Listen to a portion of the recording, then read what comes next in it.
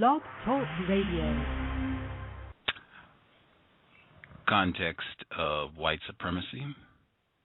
Gus T, Renegade, and Justice in for another program to share constructive information on racism, white supremacy, what it is, and how it works. Before we get started with this evening's broadcast, I want to take a quick few seconds to apologize to listeners and to Pam.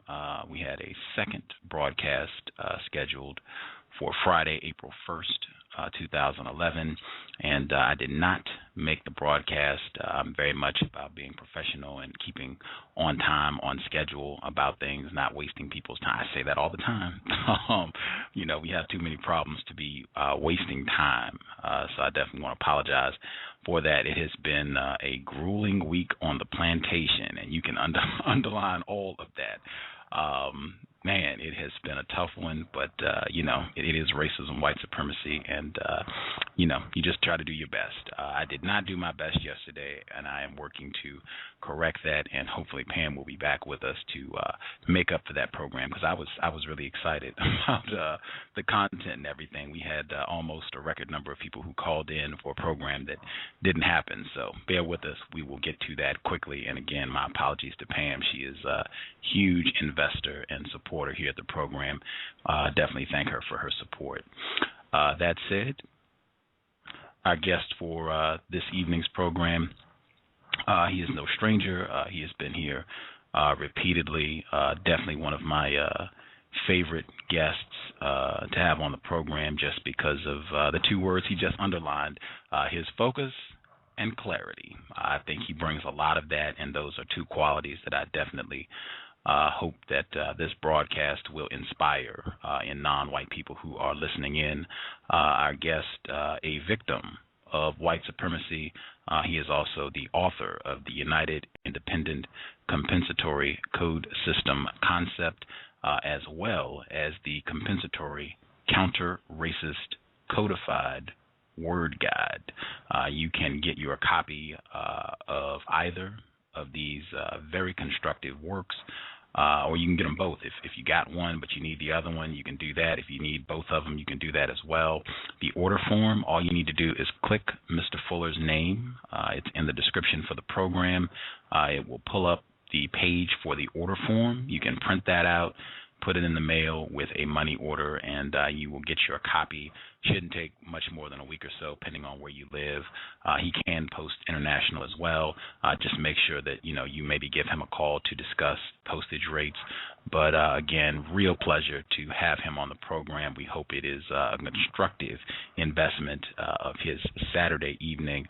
Our guest, Mr. Neely Fuller, Jr. Mr. Fuller, are you with us? I'm here. Always a pleasure to hear from you, sir. We are grateful you could share a bit of your time with us. I want to get going so we can maximize our efficiency. You have a word guide. You have suggestions for terms that victims of racism should and should not use, or at least things that victims should think about. I have had individuals, white people, who have criticized and almost suggested that there's something incorrect about using terms that you have coined, racial dislocation, some of the terms that are in your books, saying that just using those terms, that's just parroting your work. You're just parroting what Mr. Fuller is saying. What would your response be to someone who suggests that there is something incorrect about using terms that other non-white people have fashioned to work against racism? I know very few terms that I haven't parroted myself.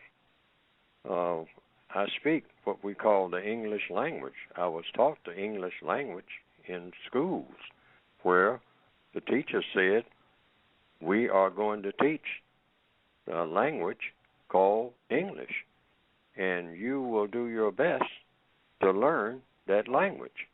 And so I sat there and did my best. So I'll just deal with the word parroting.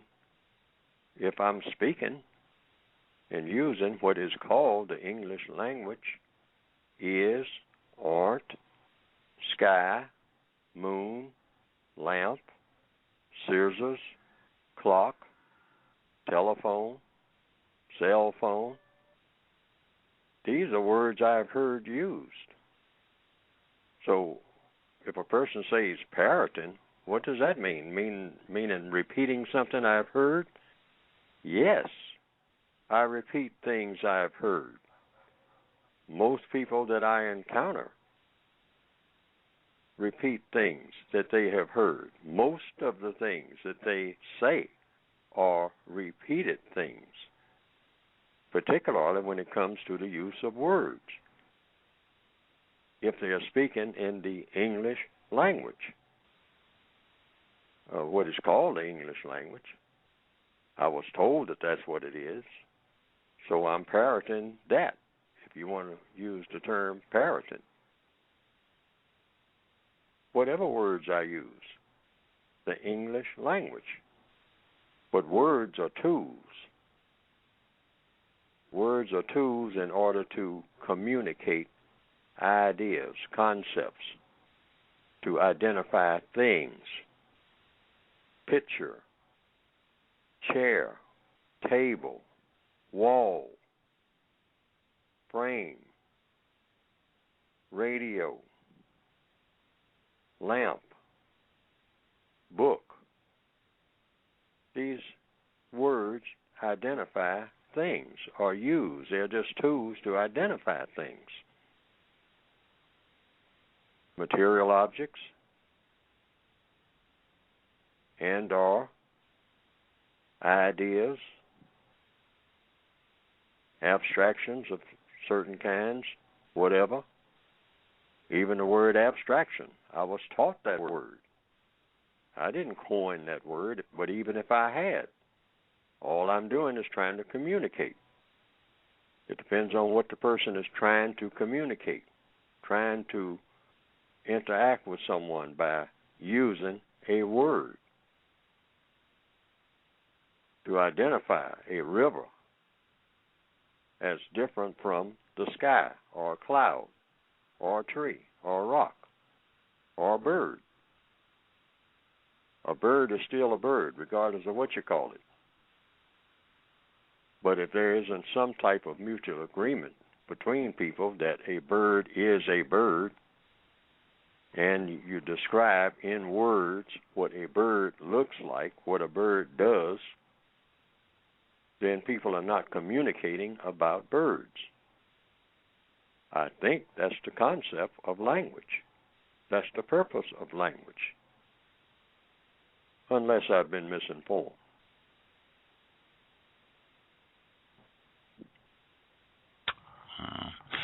Again, Mr. Neely Fuller Jr., that is no coincidences. Actually, what I have written in the description beneath, I quoted a little bit of your text, but what I have written, Mr. Fuller will deconstruct how words, our tools for constructing thoughts, ideas, have been precision crafted to support the system of white supremacy.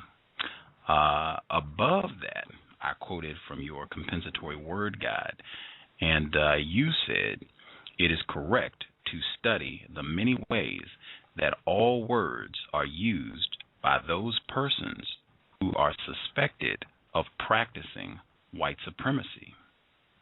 Many words in what is called the English language, as in other languages, are carefully designed to be used in such a manner as to glorify whiteness, as it is associated with the system of white supremacy. During the existence of the system of white supremacy, nearly all things associated with darkness and or dark people are regarded as non-correct, foreboding, and or most worthy of ridicule. Most words such as light, bright, enlightened, fair, etc., are taught to be used in association with that which is favored. Words such as dark, dim, dim-witted, dirt, dirty, dust, dull, grime, tarnished, etc., are taught to be used in association with that which is not favored. Can you kind of talk about how something that seems so small, just using the term fair, works to support the system of white supremacy? Well, the word fair is very prominent in the system of white supremacy's language style. Fair is associated not only with lightness or whiteness, but fair is also associated with a word that comes nowhere close to sounding like or even rhyming with fair or lightness, and that is the word justice. People say, "Well, you're not treating me fair or fairly. There's no fairness here." And by the same token, they can substitute the word fair, replace it with the word justice, and it will fit right in. There's no justice here. There's no fairness here. Fair is associated with the word justice, meaning light, bright, fair. Fair is associated with lightness, whiteness, brightness, and then you jump to justice. So you put the terms together, all together, in the same category. And that supports thought, speech, and action that is supportive of the concept of white supremacy. It's a very cleverly thought-out design. And people automatically think in terms. My fair lady. You think automatically of something white, something light, bright. Also, bright is considered right along with fair. Bright is sometimes considered not just talking about a light in the sky, a bright star or something like that, but also brightness in being able to learn. Whereas being able to learn has nothing to do with the word bright. They'll say a bright student. That's a bright student. Meaning what? The person is able to learn a lot of things very efficiently and does learn a lot of things efficiently. And then if you say the bright student is very fair in how they interact with other people, now you're really piling it on. And so when you see someone, then you associate the word bright and fair with white. Then when you see a white person, you say, now there is a fair person who is bright. And there is a bright person who is fair. And that bright person who knows a whole lot will also do justice. Because you immediately think in terms of justice. So it all very carefully, very cleverly is woven together so that you get that effect. Whether you started out to get it or not. And I tend to believe that somebody started out to get it, because that is the result. And the white supremacists do like results in what they do. They always want to know in advance, before they make a move, what the result is going to be. Who's going to benefit the most? That is the mind of a person who believes in the system of white supremacy. They craft their language to fit what they intend to do.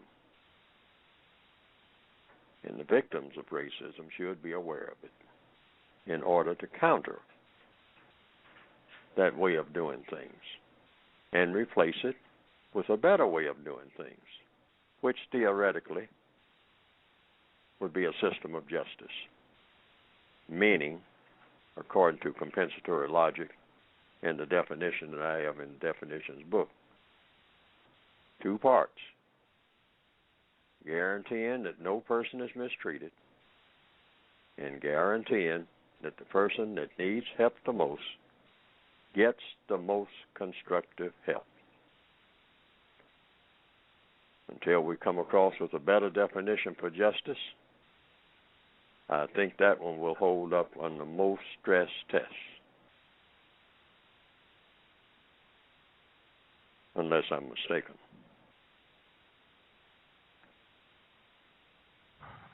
Context of white supremacy, I want to make sure we hit both sides because I too strongly suspect, in fact, I believe that the people who crafted this language where you end up having fair associated with beauty and whiteness and justice and reasonableness and intelligence, I just don't think that's by mistake or coincidence.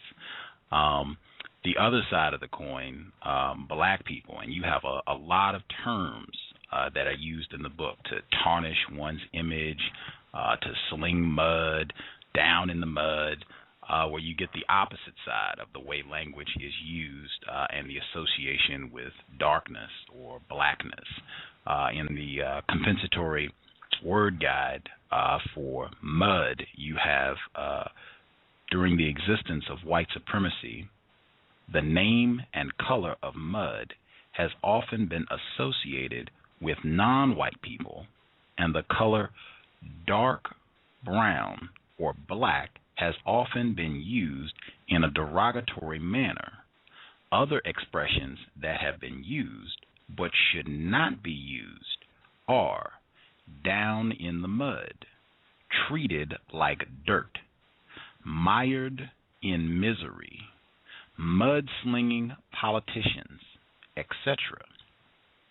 Because of color, in quotes, the white supremacists, racists of the known universe have chosen to say derogatory things about dirt, mud, or clay because dirt, mud, and clay are dark like non-white people. Can you elaborate on that a little bit? Well, I'll just start with the last word, clay.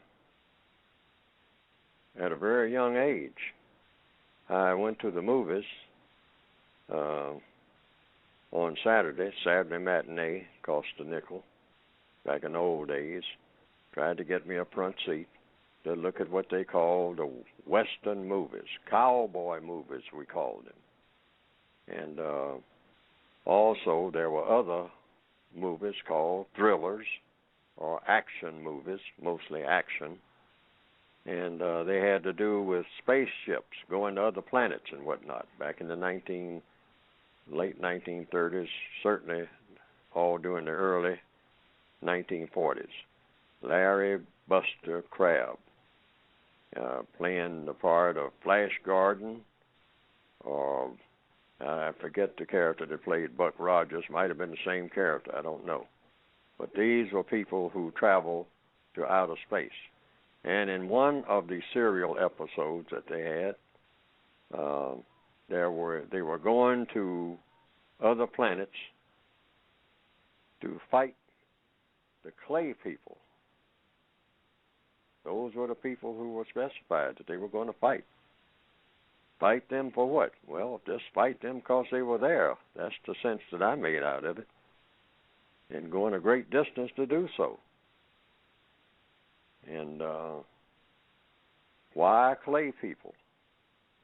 I was thinking that even then, as an early teenager, probably preteen, probably around 12 years old, 11 or 12 when I first started going to movie theaters on the colored side of town, in the colored theater, specified for our colored people to go and see the Flash Gordons and the Buck Rogers go to other planets to fight clay people. And then there were some characters who were going to fight another alien who was on another planet, and he was non-white. He was called Fu Manchu. Slant eyes, droopy mustache, arched eyebrows, and if I recall correctly, wearing dark clothing. Fast forward that. Later on, you go to the movies many decades later, and you see people who believe in being heroes, people who believe in fighting the fair fight or the good fight, fighting against the dark forces of evil. Evil and darkness, they go together in the white supremacist lexicon. And who do you have? Darth Vader, Dark Invader. And you look at that character, and the character is dark. The character is dark. Fast forwarding, right from the clay people to Darth Vader, and going a great distance to encounter them. Want to know if there's anybody hiding out there who might be dark. We don't want to miss anybody, that might be in the universe who is dark. And they haven't been messed with yet. Got to find them. Look under all the rocks. Go to the center of whatever planet we can find. If they're not on the surface, dig down in the middle. See if you can find anybody down there. Is anybody down there? And I hope you're dark, because if you're dark, you have dark color, dark skin, I got an agenda for you. Death, destruction, war helps me to be a hero. Helps me to feel good about myself. I feel like a good person when I'm doing that. Even if you're just sitting there at the center of the earth not doing nothing, got to find you. Got to find you and push you around. I feel better when I do that. That's the white supremacist mentality. And it serves no constructive purpose when it comes to the betterment of people. The system of white supremacy gets things done. I've repeated that over and over again. It's very efficient in getting things done. But it's not just a matter of getting things done, moving things around, improving things, being able to speed up the efficiency of getting things done. But if you're going to do it by doing great harm to people based on what they were created to be, people of color, they were created by a creator. So you're going to have contempt for that creator by just deliberately trying to figure out a way to make war on people because they are, quote unquote, dark. It's not constructively logical. It is non-constructively logical if you believe in being non-constructive. But it's not constructively logical. A system of justice would be constructively logical. Unless I've been misinformed. Wow. I think this is real important, the way that we use words, that has a huge impact on the way that we think. I want you to kind of share with our audience your opinion. What impact does it have on a person's way of thinking to move through a system all day long where they're hearing fair fight, bright day, white lies, and all these terms associated with white and goodness and favorable things, and then hearing dark day, soiled my reputation, down in the mud, hearing all these terms associated with darkness and things that are not favorable. What impact does that have on the way someone thinks? It has a great impact. Words have a great impact. Words and how they are used, because they form your images, your picture images sometimes. When you hear that tomorrow is going to be a gloomy day, you get in a so-called, what is called, under the system of white supremacy, dark mood. Now, who has ever photographed a mood? And even if they did, you don't really know what they photographed, because if it's a white supremacist doing the photographing, they'll say, I just photographed a dark mood. Here it is. And we'll show you a picture. And you might see some spots on it, or it might be just something blank. And they say, well, this is scientifically what is a dark mood is like. I've managed to get into the depths of a person's brain and soul, and I've actually photographed for the first time what a dark mood looks like. And you need to get rid of these dark moods. Dark moods are non-constructive. Dark days are non-constructive. Well, now, logically speaking, unless I've been misinformed, a day gets dark because clouds come between the sun and the earth. That's the usual standard procedure. Now, the reason clouds do this, I understand, is so that the sun can shine on the clouds, and this causes some type of chemical reaction, I've been told, that causes the clouds then to become droplets, parts of the clouds, in what is sometimes called rain. Now, rain falls from the clouds onto dirt, and dirt is dark, most of it, and the dirt is enriched, you might say, by the water mixing with the dirt, and the dirt becomes muddy, and the mud helps to nourish crops that grow. Tomatoes, avocados, beans, rice, wheat. That dark dirt, and coming from what people on a gloomy day will call dark clouds, is helping to feed you. If you never have any of those so-called gloomy days, you're not going to eat.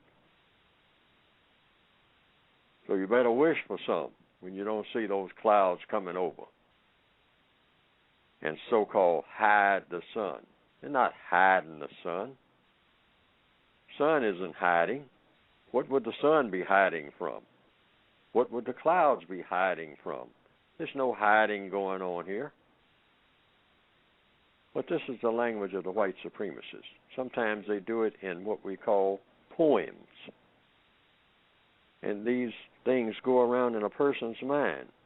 So a person is walking through the rain and saying, this is terrible. Sure, you're getting wet. You're supposed to get wet. The crops are supposed to get wet. And they mix with that dark dirt. Down in the mud, they say. Sometimes the white supremacists call dark-skinned people the mud people. Well, you got to have mud if you're going to eat. And who are you criticizing? I'll say to the white supremacists out there within the sound of my voice. You're criticizing the people for being dark? Or you're the wrong color. Tell the Creator they're the wrong color. Don't tell me. I'm speaking directly to you. don't tell me I'm the wrong color. What are you telling me for?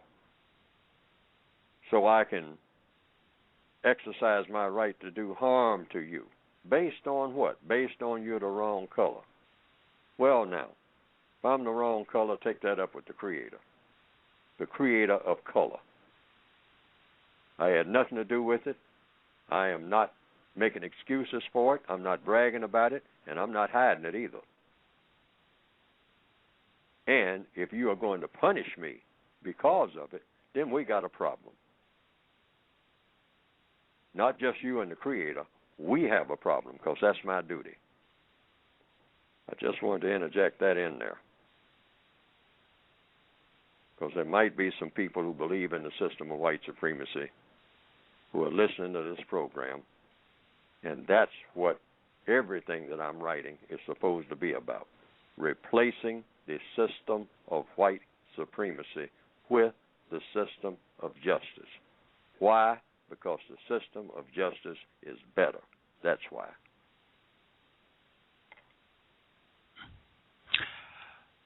Our guest, Mr. Neely Fuller, Jr., context of white supremacy. I'm going to double check to see if my co-host has some questions. Before I hit our line, I wanted to share one more term from the word guide. And again, if you are listening, all you have to do is click Mr. Fuller's name. If you're listening at Blog Talk Radio for the cows, just click Mr. Fuller's name in the description. It will pull up the order form, and you can get a copy of the code book, the word guide, or both. Real simple. Click his name, print out the form, and put it in the mail. Super quick. But the term I wanted to share, lackluster. Do not use this word underlined. Instead, use the word incorrect. Reason. During the existence of white supremacy, the word lackluster may help to promote the thought that things or persons that are dark in appearance, because they are dark, are not of correct quality. Lackluster. With that, Justice, if you have some questions that you would like to ask Mr. Fuller, your line should be open. Please feel free. Greetings, Mr. Fuller. Good evening. Some non-white people say there is such thing as a black race, Asian race, Indian race, and so forth. That's confusing. What are some ways non-white people who are not confused about the word race can tell about non-white people that there is only one race? Say that last part again.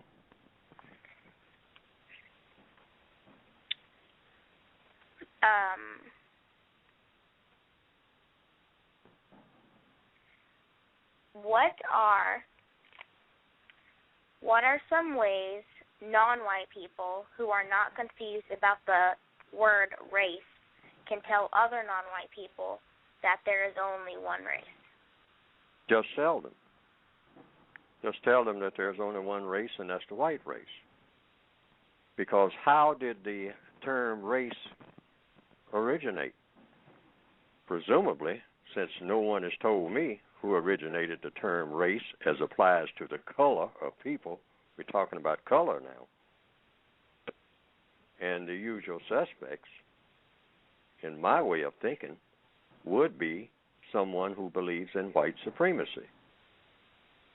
And if you look at the way a census is taken, the word white is always at the top of any census taken, followed by the titles and our names of the other so-called races, R-A-C-E-S, races of people.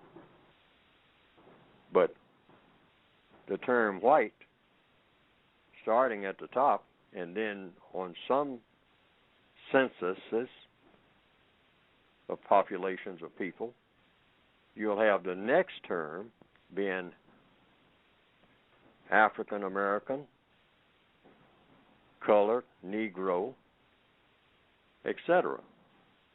Now, if you're going to put the names of races in the order, I mean, in other words, without looking at it as some type of hierarchy, the word white would not appear at the top. It would appear in the W's. And so-called races of people that start with the letter A would be at the top. A, B, C, D, and so on and so on. So why is this so-called white race at the top of every list?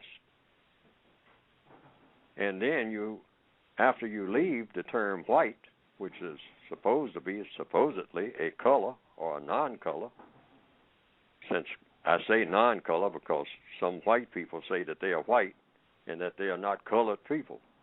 So that would make white a non-color. Since they say white is not the same as colored, they'll say, some white people will say, I'm not colored. I'm not a colored person. I'm a white person. And that's the same as saying that white is not a color when it comes to people. So that would be white as a non-color. And then you move into people who are of color.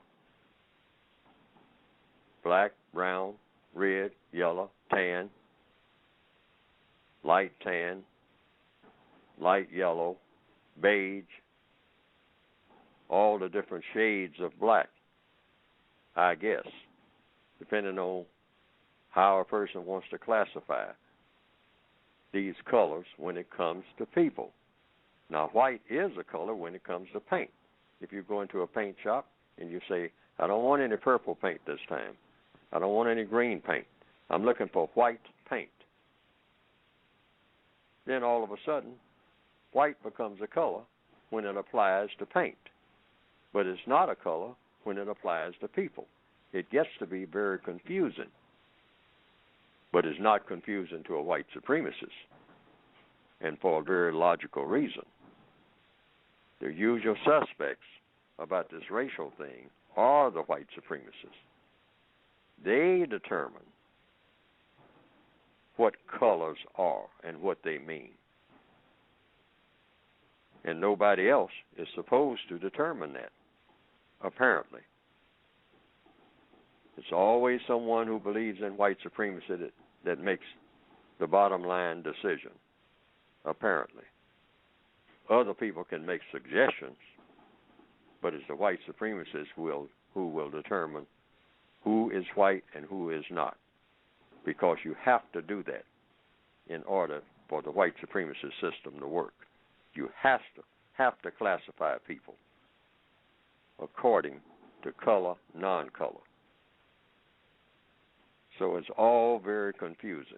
So in a compensatory fashion, I have ventured to try to deconfuse the entire issue by saying it's three categories of people which are listed in the books: white, non-white, and white supremacists. When you're talking about racism, because we go from color to race. I don't know why the term race started being applied to color. You know, you can have a foot race, a car race, a horse race. But someone decided that they would apply the word race to color.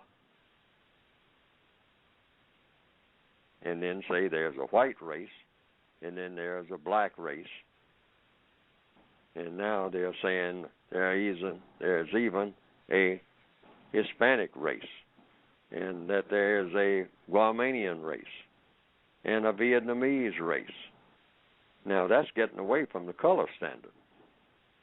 One of the original censuses, the first one, I have been told, consisted of just three categories: white, black, and mulatto. Now there are something like 20 categories. And most of these categories have nothing to do with color. or maybe they do have to do with color, but it's all very confusing. For instance, there's a category called some other race. Now, if I walk down the street and someone would say, I'm looking for a couple of people that came by here a few minutes ago, and I'll describe them to you, and I want to know if you have seen them. They are of some other race. If a person would say that to me, I wouldn't know what they were talking about. But that is a quote-unquote legitimate legal category. Some other race. You're looking for someone, and they are described as someone who is of some other race.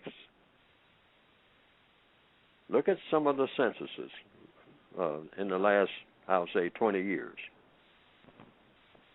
And look at the outline, the list of people, categories of people that are in what we call races of people. And you will see that. Some other race. Some other race other than what? When? Where? How? What are we talking about here? What does some other race look like? Are we talking about E.T.? And even if we're talking about E.T., are we talking about people from Mars or planet Krypton, or are we talking about color? And what color would some other race be? So I think it's best to go with the three categories under compensatory logic: white, non-white, and white supremacists. And you have to be white to be a white supremacist. That's a political category. That's a racist category. There are a lot of non-white people who look like they are white. They are not white supremacists because they are not white. They just look like they're white. So a person who is non-white, who has the appearance of being white, is not a white person. Being white is just not a non-color. It is a political category. It's an invention. I couldn't The whole find purpose, I would just like to say this, the whole purpose of being a member of a race is to practice racism, which means to harm someone based on color or non-color. It serves no other purpose at all.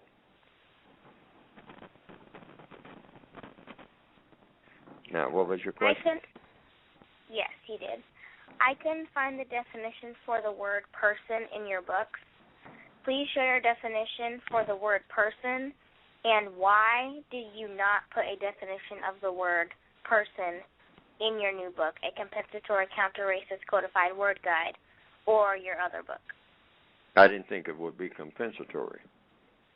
There are many words in the dictionary, in many dictionaries, because there are many dictionaries that are much thicker than my book, than the Compensatory Counter-Racist Codified Word Guide. I just picked out some of the words, certainly not all, nowhere close to being all, that I thought would be important to present. And I don't have the word person in there. I probably could put it in there after giving it some thought, but at this particular juncture, I don't see a need to do that, since most people have an idea of what a person is. See, I tried to put words in that compensatory word guide that would help to clear up confusion, that would help to promote clarity. Most people know or have an idea, or they agree with each other on what a person is. So that wouldn't be compensatory. I would like to explain something while I'm talking, too. If you hear a lot of noise in the background, that is some type of ceremony that is going on in this area where people are, quote, unquote, celebrating something, and they are doing it with fireworks. Do you hear that in the background? Are you talking to me? I can hear it. Can you hear it? Yes. Yes, lots of explosions going on, which also reminds me of something. No celebration of anything that has to do with humanity should consist of blowing things up. That's just a suggestion. It leads people's minds in the direction of doing just that, blowing things up, destroying things rather than building things. Celebrations, ceremonies should be like life itself, as we might imagine it. Powerful, but quiet, like a smooth running engine, like quiet strength, like a tree, an oak tree that just stands there, but is very strong, grows very tall, and it serves, for the most part, constructive purposes. But it's quiet. You don't need to blow something up to let people know that you exist. You don't need the sounds of destruction. Rockets' red glare bursting in air. You don't need that. If you do a constructive job, just quietly go back to work doing the next thing on the constructive job list.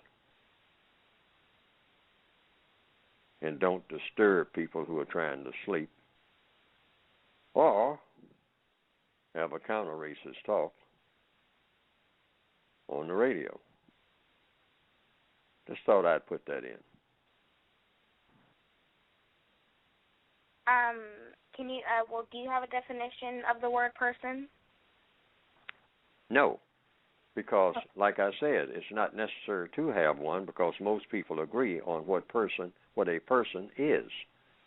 See, in other words, I only put in compensatory terms. I only listed terms that are controversial. For most people, the word person is not controversial. It doesn't inspire conflict. Most people are considered to be, well, people or persons. And people usually know what a person is. Most people agree that a person is a person. They have an idea. People don't argue most of the time about what a person is, unlike some other subjects about religion. Lots of controversy about the word religion. What is a religion? Whether or not a certain type of activity is a religion or fits the format of a religion. That's being discussed right now. Lots of people who are saying that Islam is not a real religion. Some people say that Mormonism is not a real religion. That it's some type of made-up religion that made up by someone who has nothing to do with religiosity or whatever a person might want to call it. It's some type of political scheme. And then people say that religion and politics don't go together. And it's two words, politics and religion.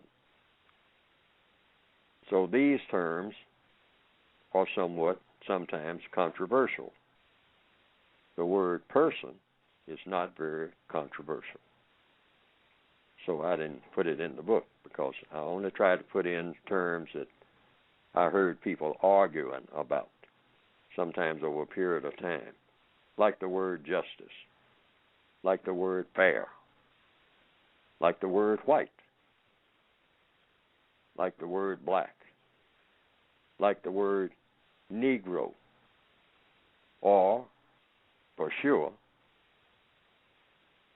the so-called N-word, nigger, which now is being talked about as a word that shouldn't be in a novel called Huckleberry Finn. by Mark Twain. I read Mark Twain's Huckleberry Finn at least 12 times, if not more, as a teenager. Double whammy. And I read Tom Sawyer before I read that. All about Injun Joe in a derogatory manner. But I think Mark Twain was basically telling the truth about how people talked and how people were named at the time that he wrote the book. I don't have problems with people telling the truth. Lots of people have serious problems with people telling the truth.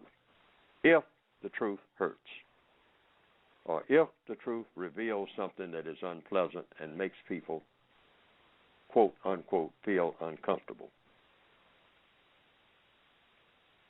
How can a non... Hello. Go ahead. Ask the question. How can a non-white person tell if a white person is practicing racism, white supremacy? By the non-white person making that judgment. That's why the book that I wrote is called The United Independent Compensatory System. A victim of white supremacy can make that determination.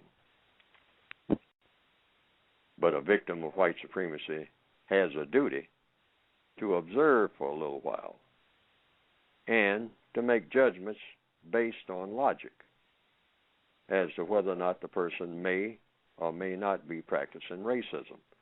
But the United Independent Compensatory Code System concept that I wrote for my share of it says that if a person is classified as white and he or she is able to practice racism, that person is likely to be a white supremacist in the system of white supremacy. Now, if there were no system of white supremacy, then I would not say that. I would not write that. But if the person is able to practice racism and the person is classified as white, it is correct to suspect that the person may be a white supremacist. You don't really know, but you are almost duty-bound, I would say duty-bound, to suspect that the person is racist until the person proves to that individual victim of racism that he or she is not a racist. The person, and if the white person is not a racist, the white person shouldn't have any problem with that. Now, it's based on logic. If you're walking down the street and suddenly there are law enforcement cars coming from everywhere, lights flashing, people jumping out with dogs and whatnot, machine guns, all type of armored equipment, and they say, someone just opened fire on a crowd of people 6 blocks away from here. And that person is wearing a green T-shirt. That's the only description we have. Now, there might be dozens of people in the area with green T-shirts. It might be what is called St. Patrick's Day. So you say, my goodness, green T-shirts are all over the neighborhood. Which person could it be? Well, that's the only description that we have. So what do you do in a practical sense? You suspect just about anybody who is able to have committed those acts. Now, it might be a little baby in a crib with a green T-shirt. But you would say, logically speaking, well, I don't think that baby did that. Open fire into a crowd with an automatic weapon. I don't think that baby did that. So I won't even consider that baby. Or an elderly person, elderly, white person, non-white person, whomever, in a wheelchair, who didn't even hear the gunfire, is blocks away from it, but that person is wearing a green T-shirt, and the person appears to be asleep, sitting there on the bus stop, waiting on the bus, in a wheelchair, and the person appears to be something like maybe 90 years old, maybe more. Well, maybe you pass that person up, just maybe. And a person might have, hidden under a blanket, in that wheelchair, a machine gun. Person could have done it, maybe, but not likely. Why? I don't think that person has the ability to do that. And then travel that far, this fast. That's 6 blocks away. And that's not a motorized wheelchair. Plus, there are a lot of obstacles between here and the scene of the shooting. No, not likely. But there are a lot of robust people walking around wearing green T-shirts. People of all classifications, white and non-white. But what you're looking for is a green T-shirt. Person who is able to have fired into a crowd at great length, reloading and whatnot, and then ran off. So your job would be difficult, but that's the job. You got to sort through the number of people based on their abilities, and everybody who is able is a possible suspect. That's why the code calls a white supremacist when something happens to non-white people that should not happen. In the code book, and I got this one from the Humphrey Bogart movie, Casablanca, but I paraphrased it, the usual suspects. That came from Captain Renault. I like to give the source of where I get things. Captain Renault in the movie Casablanca, when he said, Major Strouser has been shot. Round up the usual suspects. It's a classic line.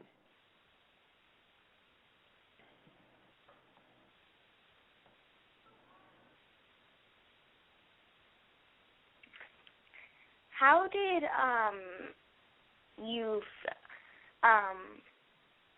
when reading Huckleberry Finn and Tom Sawyer all those times, how did you feel? Say that again now. When you were reading Huckleberry Finn and Tom Sawyer, how did you feel when reading it when you were reading it all of those times?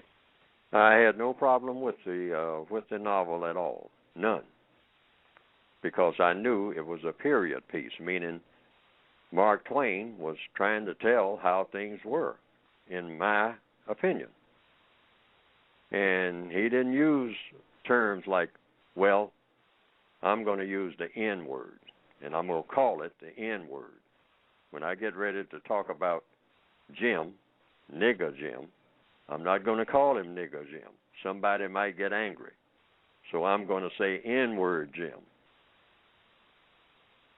To me, that would be worse than actually using the words.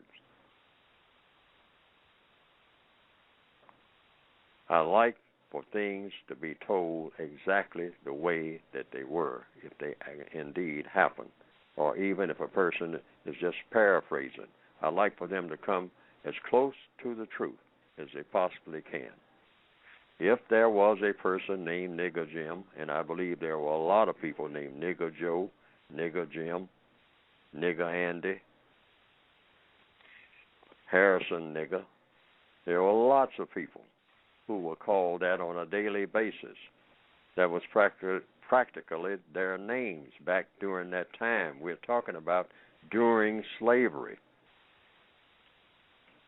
So there'll be someone who is trying to evade the truth who will persuade people one day to say, well, if you're talking about Negro slavery, or you're talking about black people were slaves, oh, that's insulting. You're insulting black people when you say that their ancestors had been slaves. Oh, no, that's a horrible thing to do.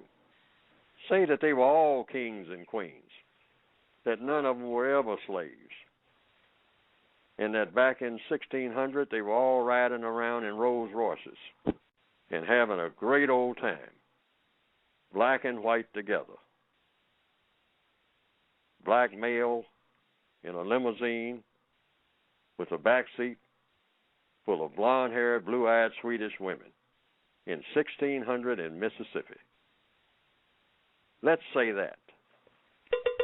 And there'll be a lot of black people who will say, yeah, that sounds better. But it's not the truth. Better to tell the truth. Then you can eliminate falsehood. And then, by eliminating falsehood and revealing truth about racism in every facet of it,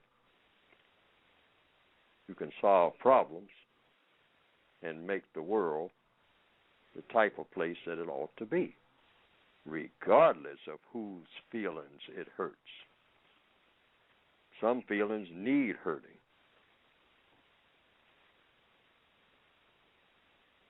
In general, should a non-white person interact with a white person any differently than when interacting with a racist white supremacist? I'm a little slow. I mean, it's not because you're a little fast. It's because I'm a little slow. I didn't quite get the question. In general, should a non-white person interact with a white person any differently than when interacting with a racist white supremacist? Oh, no, a black person, a non-white person should always just try to do the correct thing in all circumstances, in every situation that he or she finds him or herself in. Economic situation, any of the 9 areas of activity: economics, education, entertainment, labor, law, politics, religion, sex, and war.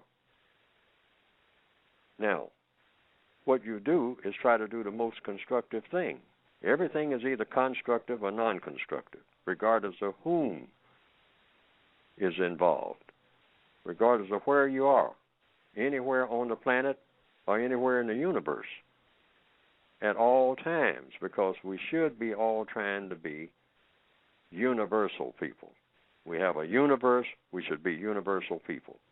White people and non-white people should be universal people with all of the qualifications of universal people. Universal man, universal woman. And be very fierce about that.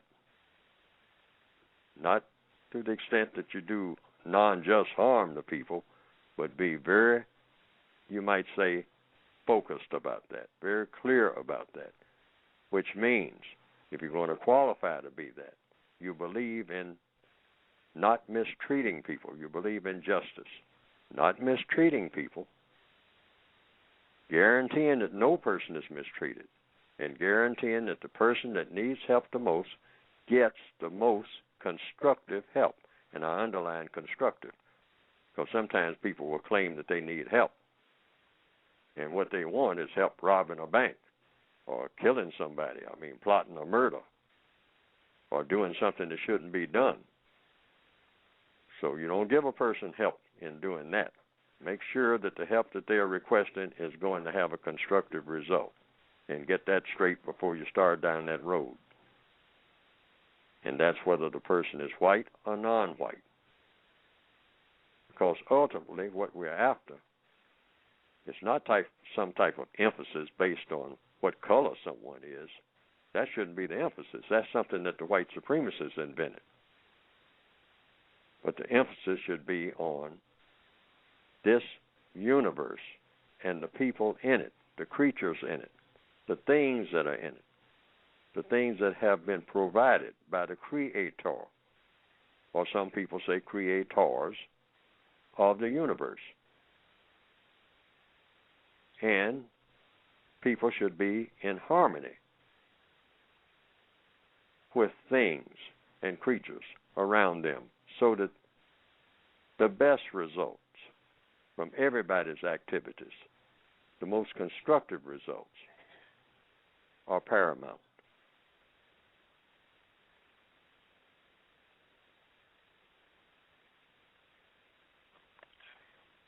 Thank you, Mr. Fuller, for answering my questions that I asked you so far. I don't have any more questions at this time. Go ahead, Gus. Context of white supremacy. Mr. Fuller, on page 151, you have, this is in the compensatory word guide, you write, he likes black females. She likes black males. He likes white women. She likes white women. Do not use these terms, underlined, or similar terms. When others use these terms and or similar terms, ask for a detailed explanation that you can easily understand. As long as white supremacy exists, instead of saying that people like each other, say that they are attracted to each other and or that they find comfort with each other. Reason. According to compensatory counter-racist logic, it is correct to believe that when people like each other and or when they love, in quotes, each other, justice is the result. Since justice among the people of the known universe, since justice does not exist between and among the people of the known universe, there is no proof that people like each other or love each other and or that they like or love themselves. In a socio-material system dominated by white supremacists, people are attracted to each other and or feel comfortable with each other for purposes that have not resulted in justice. During the existence of white supremacy, white people and black people are often sexually attracted to each other and always for incorrect reasons. As long as white supremacy is the dominant motivating force among the people of the known universe, sexual intercourse and or sexual play between white people and non-white people only serves to make the system of white supremacy stronger. Sexual intercourse and or sexual play between white persons and non-white persons during the existence of white supremacy is dominated and controlled by the white supremacists, and as such helps to make non-white people into sexual and political simpletons and misfits, extremely weak-minded and silly persons in regards to their understanding of white supremacy and its effects. This is page 151. I wanted you to explain why non-white people engaging in sex with a white person leads them to being like sexual and political simpletons and misfits, extremely weak-minded and silly persons. Because the system of white supremacy in its practical machinations, meaning the way it is practiced, is designed deliberately to confuse its victims The system of white supremacy is designed to confuse its victims. People who are confused become just that, confused people. So if a non-white person is having sexual intercourse with a white person under the system of white supremacy, now they might they might be attracted to each other and enjoy each other's company and all like that, but because of the other areas of activity, economics, education, entertainment, labor, law, politics, religion, war, the non-white person becomes confused in that type of activity, because after they leave the bedroom, they have to deal with the world as it is, and the world as it is one thing, the system of white supremacy, meaning the person is going to be directly and indirectly mistreated on the basis of color. So that means that even the sex act was not in isolation. The person was being mistreated then, the non-white person. The non-white person was being victimized, keenly victimized, without being aware of it, because the person is caught up in the moment. But see, the act of sexual intercourse and our sexual play is fleeting. But you have to deal with the reality of racism after you leave the bedroom, or even while you're in the bedroom. You're right at the core of the expression of white supremacy, regardless of how the two or more people may be attracted to each other sexually.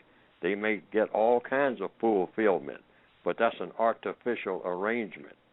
And an artificial arrangement inside of a real arrangement doesn't compute in the real world, when the real world is dominant and the artificial world is not. That's the logic of it. So actually, the non-white person in that capacity is being taken advantage of.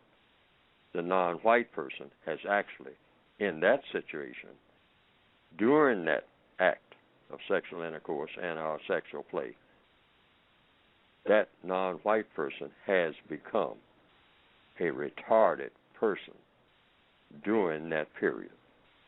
That's the logic, and that is the truth.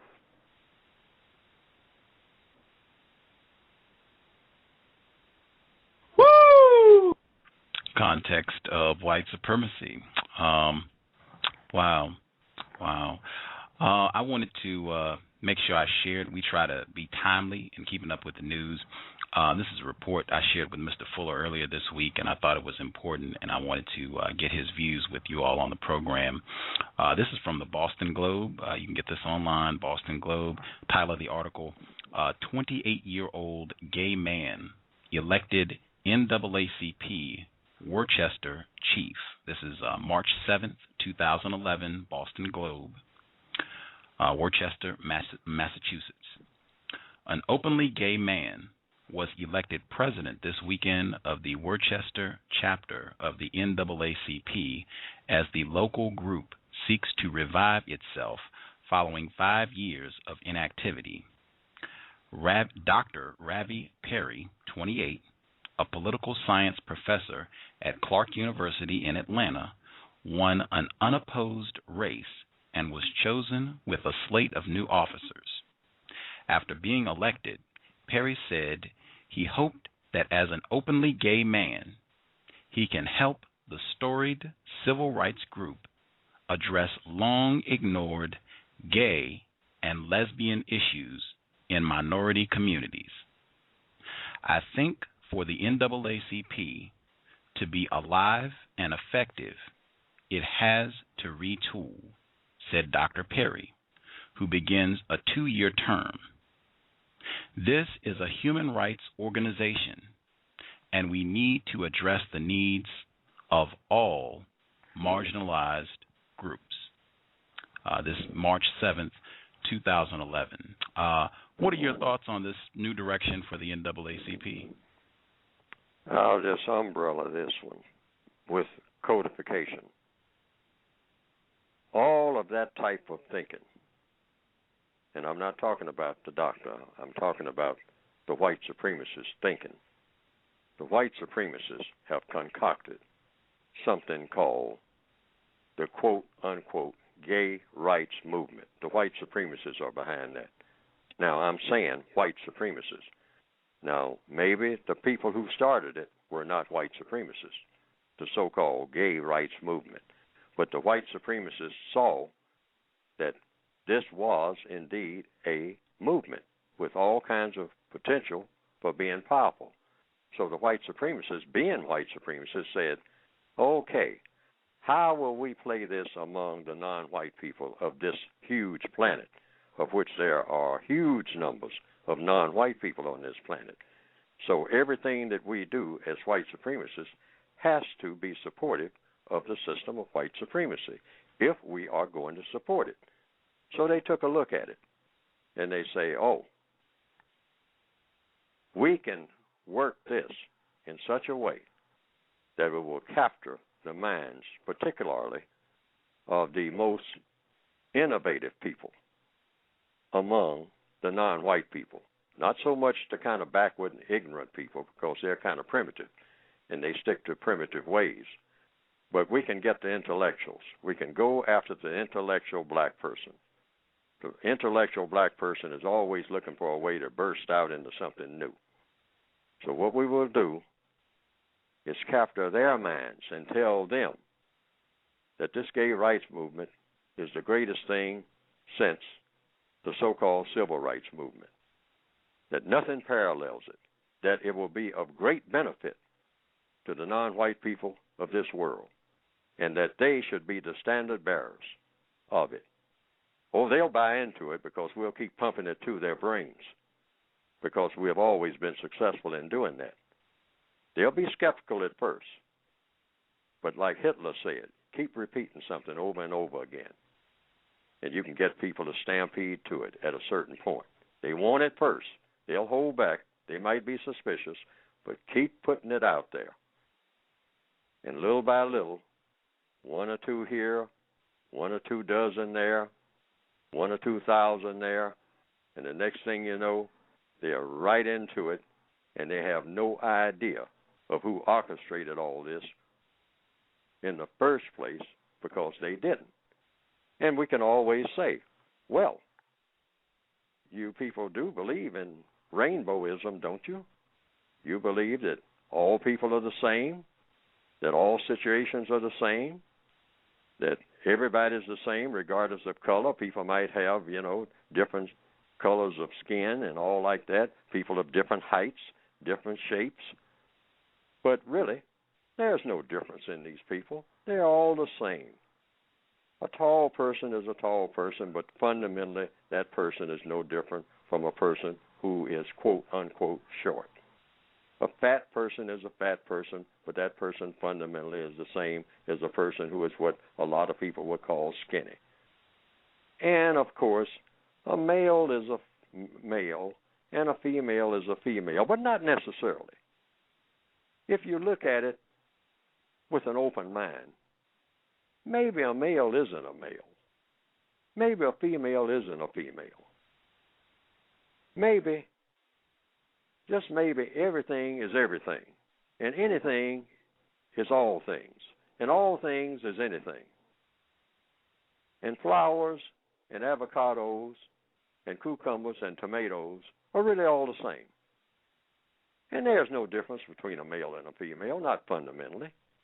After all, a female has nipples on her chest, on her breasts, and a male has nipples. Now, what does that tell you?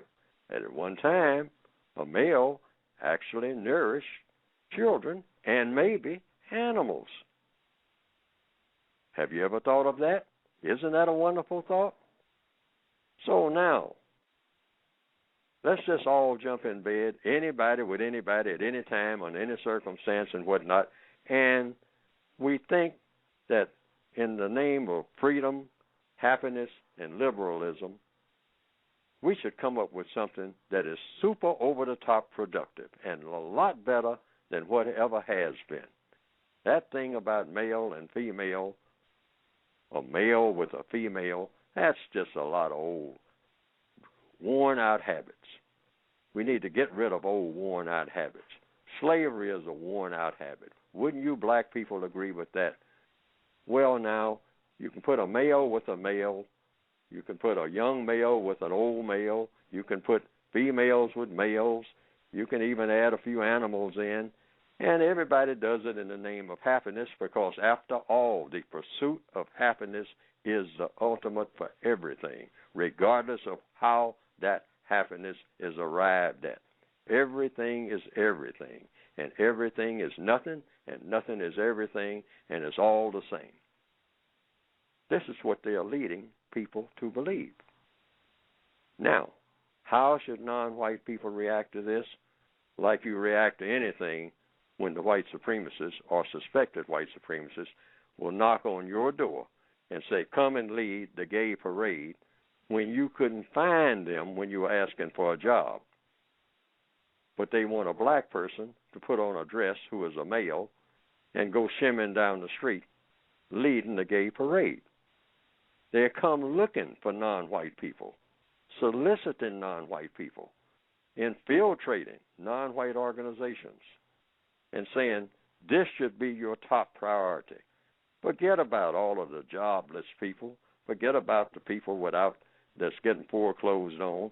I mean, we'll get to that later. The priority is, let's have a gay parade. You people do love fun, don't you? Black people have always been the standard bearers for fun. When it comes to FUN, I mean, you can't have fun unless you got some black people around. So round up all the black people and tell them, hey, gayness is the way to go. That's the last frontier. If we can just capture that frontier, everything is going to come up rosy. It's going to be a beautiful world like you wouldn't believe. Males marrying males, females marrying females, then they all switch around, and then you'll have transgender by the week. You will have a male who's a male for Monday, and be a female Tuesday, and then be a male again on Wednesday, and then by Friday, a conglomeration of them all, an omnisexual. Yeah, we got maybe about 80, 90, maybe 600 categories, just like male we did lesbian. with the racial thing. Hello? The male lesbian. The male lesbian. That's one that I made up. I made up that term myself, just to illustrate where this will probably go. The male lesbian will be a male person who thinks about females the same way that a female thinks about female persons. Follow me now. He's a male person, fully masculine, who thinks about females the way that a lesbian thinks about females, is attracted to females the same way that a female who is a lesbian is attracted to females. Now, this male lesbian will be asking for special privileges, meaning I'm a male, but I think about females the same way that other males think about females who are so-called heterosexual, but also the way that lesbians think about females. Because after all, it's not just a physical thing. We just about rule that out. I mean, whether you have a phallus or a vagina or an anus, which everybody has one, I mean, these things are secondary. It's your state of mind. That's the main thing, your state of mind. You look at a person and you determine whether that person is male or female. That's what it will come to, because everybody is trans everything. Because, after all, why have these barriers? Why have a male and a female? Why not just everything is everything, at any time, any place, anywhere? And everybody engage in anything, anytime, any place, anywhere. Doesn't that sound like a great world? Doesn't that sound progressive? That's the white supremacist pitch among non-white people. They are doing it all over the world as we speak right now. And many black intellectuals of all people are saying, yeah, that makes sense. Yeah, that's right in line with what Martin Luther King had in mind, and Frederick Douglass, and Sojourner Truth. I'm sure that they thought about that. I'm sure that that was their priority. I'm sure that that was their secret ambition. I'm sure. Why? Because the white supremacists are telling us this. That's why. Because what? We learn everything from them. They tell us what is important and what isn't. Haven't they always? We don't know. After all, that's too much thinking. We don't want to do a lot of thinking. We're tired of thinking. It's time to get moving. Get moving in what direction? Just whatever. And the white supremacists said, now you're smoking. Now you're right on where I want you to be. Because the world is changing, and since these black males, when Martin Luther King was killed, those black males down there in Memphis, Tennessee were walking around with signs saying, I am a man. And as white supremacists, there's only one man on this planet or in the universe that counts, and that man is white. So when you have a lot of black males walking around who are garbage collectors declaring that they are thinking about being real men and not boys and not little girls that we like to play with if they put on a dress, yet every black male who intends to get into the entertainment business, he had better put on a dress. Well, he ain't making no money. Not our money anyway. And he'll remain a garbage collector if he's thinking that way. But we'll help him if he comes skipping across the stage in a dress. And now I have denuded him. I have taken away his potential for being a universal man. True masculinity. That's not a thug and not a boy and not a girl, but true masculinity. I am a man. That was a wish, apparently. That was a reminder, apparently, of what they aspired to be during the era when Martin Luther King was to die, trying to get them a few dollars ahead where they could really be men by taking care of their families rather than abandoning those families, like many, many thousands and millions of black males having to do, because they can't be men, because they can't provide for anybody, including themselves. But the white supremacists said, oh, if I take away your masculinity and replace it with bling-bling and a female attire, then you can have whatever you want in the way of material goods. If I can castrate you, I'll bring you up to the Roman temple and turn you loose.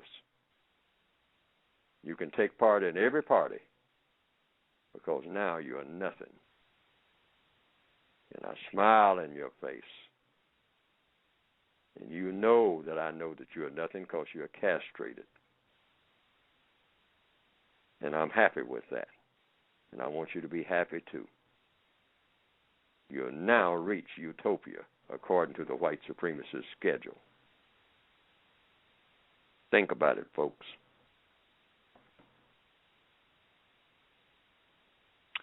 Context of white supremacy. If you, we have a lot of folks that called in. If you all have questions, press 1, and I can get your line if you would like to ask Mr. Fuller a question. I did have one of our investors. He emailed 2 questions that he wanted to ask you, Mr. Fuller. His first question is, number 1, what is the purpose of having offspring for non-white people under a system of white supremacy? That's question 1. You produce offspring because you're put here to produce offspring. You have all the apparatus to produce offspring. You're supposed to produce offspring. You don't know what these offspring have been scheduled for. So you produce them. But you have to try to take care of them as best you can with the systems you're given, and that's going to be a real struggle because the white supremacists do not want you to be able to take care of anything, including yourself, if you are classified as non-white. But you produce them anyway, and you try to teach them that their purpose for being here on the planet is to solve problems. And the biggest problem on the planet among people is the problem of racism in the form of white supremacy. And that should be the assignment in capital letters in the word guide that is listed, I believe. If I didn't make a mistake and leave it out. The assignment is just that for a non-white person. You're here to solve problems.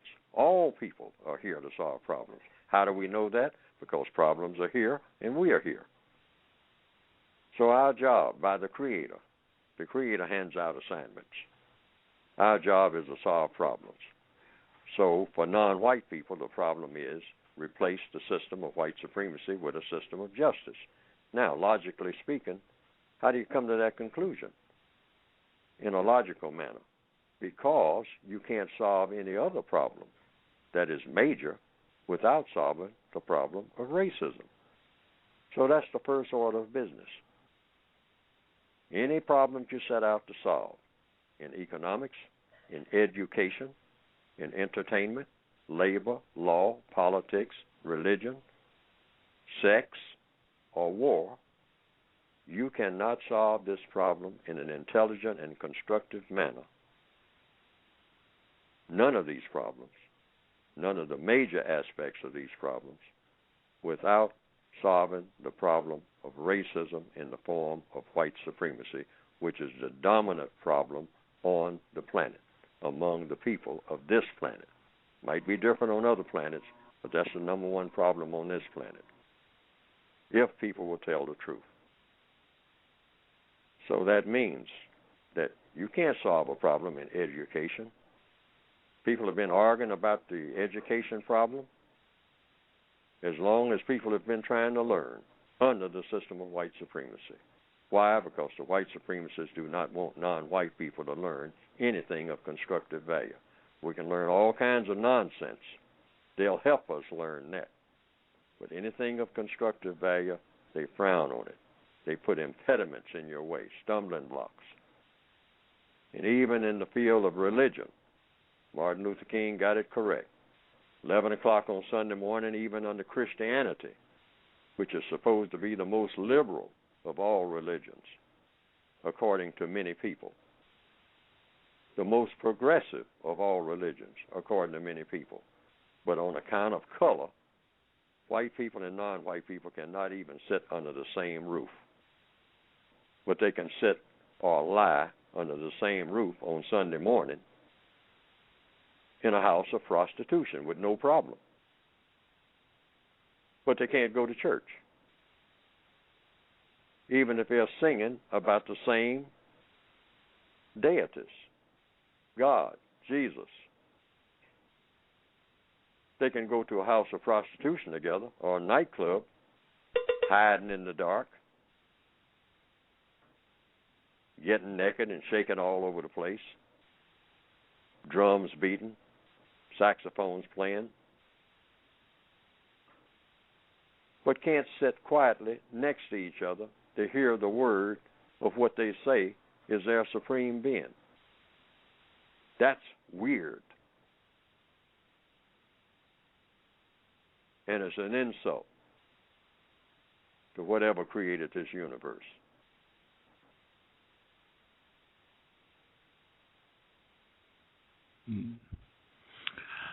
His next question, is it ever correct for two non-white people to file a marriage license for any purpose as long as white supremacy exists? Say that again. Is it ever correct for two non-white people to file for a marriage license for any purpose under the system of white supremacy? Oh, yes, if they choose to do so. But know also that it's not going to work the way that it ought to work. Now, you can have an arrangement. That's why the code book calls it an arrangement. We have arrangements. We don't have marriages. These are arrangements. Just like we have an assignment for being on the planet, we have arrangements. Why do I call them arrangements? Because that's all the white supremacists will allow them to be. A non-white male nowhere on this planet can function as a husband. So therefore, a non-white female cannot function as a wife. She can't have a husband. I mean, she can't be a wife if she doesn't have a husband. That's what wife means. And that non-white male cannot function as a husband. Why? Because he is dependent on hostile forces. That's why. The hostile force that is the system of white supremacy. He's absolutely dependent on it. And therefore, you cannot be subject to white supremacy and be, quote, unquote, married, because you cannot fulfill your commitment. You made vows. Marriages consist of vows. You are supposed to make guarantees of what you will do. A black male cannot guarantee a black female anything under the system of white supremacy. Why? Because he can't guarantee himself anything. That's why. Because he is completely dependent on racist man and racist woman, the white supremacists collectively, who dominate this planet. And racists are hostile to them and their so-called mateship, or as individuals. That's what white supremacy is about. It's not just about being supreme. It's about being hostile. It's about being mean-spirited. It's about taking advantage. It's about denying people the things they should have and laughing about it. That's what racism is for. That's what it's about. That's the essence of it. It's an entire culture that is designed to deny manhood and womanhood to non-white males and females, and keeping them in a state of childhood, a childlike state. And children cannot be married. They can go through a ceremony, but they cannot guarantee each other anything, even during that ceremony, because the white supremacists will determine whether or not they'll even have cake on that table.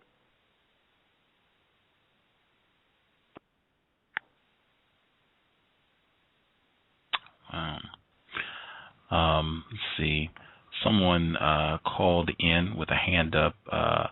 Before I get that call, if you are listening, share the program. If you can put it on Twitter, Facebook, share it with as many folks as possible. Email.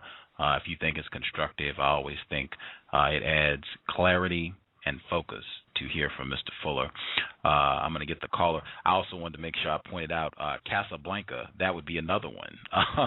Casablanca, I believe that would be White House, and I think that plays out in the film. That has some significance, but I think that would be another one.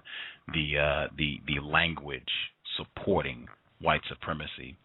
The person who dialed in 5301, did you have a question for Mr. Fuller? Yes, I did. Can I be heard? Yes, sir. Good evening, Mr. Fuller. I have a question in the area of religion. I oftentimes find myself engaged in conversations with individuals who classify themselves as religious. And when I ask them to define what religion is, some have stated that religion is about belief. And when I ask them for a codified definition of belief, oftentimes they get a little cloudy on that. One individual said to me that their religion is based on evidence. When I asked that individual for a codified definition of evidence, that individual got a little cloudy on me. I would like to know, do you have a definition of belief, or evidence. I came up with the definition of both of them, and I'd like to know if you think that they are sufficient. For me, belief is an unsupported confidence or acceptance of a conviction, and evidence is corroborated proof or verification. Well, if that functions for you, then you can go with that definition. The definition that I have is that religion is a strong belief, and this is just a paraphrase definition. I have a concise definition in the Word Guide. Religion is a strong belief backed up by action. I put it in that breezy term so that people can understand it immediately, I think. Anything that a person believes in, and they back it up by the way that they act. In other words, the things that they say they believe in, they do those things. So you can say that that's that person's religion, whatever it is, by whatever name it is. If they say, and the way that you tell what a person's religion is by asking. In fact, the procedure for handling the whole religious argument so that people don't wind up at each other's throats, like a lot of people do, all over the world, even as we speak, is simply ask a person three things, three questions, rather than argue about religion, because many arguments are about religion, and they appear to be endless arguments. That's been my observation. They just keep going around in a circle. People just argue and argue and argue and argue and argue and argue and argue, and no conclusions are ever arrived at in many cases, in too many cases, sometimes in all, depending on what the setting is, and it just makes for more confusion and conflict. So, in a codified manner, to minimize confusion and conflict as best you can, I think the procedure should be, with everyone, when they start talking about religion, restrict it to three questions and accept the answers. Don't argue about the answers, because you're asking questions of a person's religion. So the first thing, according to the code, compensatory outline that I have in the book, is that you ask a person, what is the name of your religion? In other words, that person's religion. Most religions have a name. Islam, Buddhism, Hinduism, so-called Gakiaism, Mormonism, etc., etc., etc. So you ask a person, what is the name of your religion? And don't help the person with the answer. Let the person give you the name of his or her religion, because most religions have names. That's number one. Number two, next question. What does your religion, the religion of the person you're talking to, what does your religion require you to do, D-O, in each of the 9 areas of activity? Economics, education, entertainment, labor, law, politics, other people's religion, sex, and war. That just about covers most of the things that people engage in here on the planet, in what we call the 9 areas of people activity. What does your religion, not mine, not the guy down the street, not the lady upstairs, what does your religion, sir or ma'am, require you to do in each one of these areas of activity? And make sure you have enough time to sit and listen when you ask these questions. And if you don't have the time, you're interested enough, appoint a time so that you'll get full coverage, because the next question is very important, the third one. What does your religion require you to do in those 9 areas when you interact with me?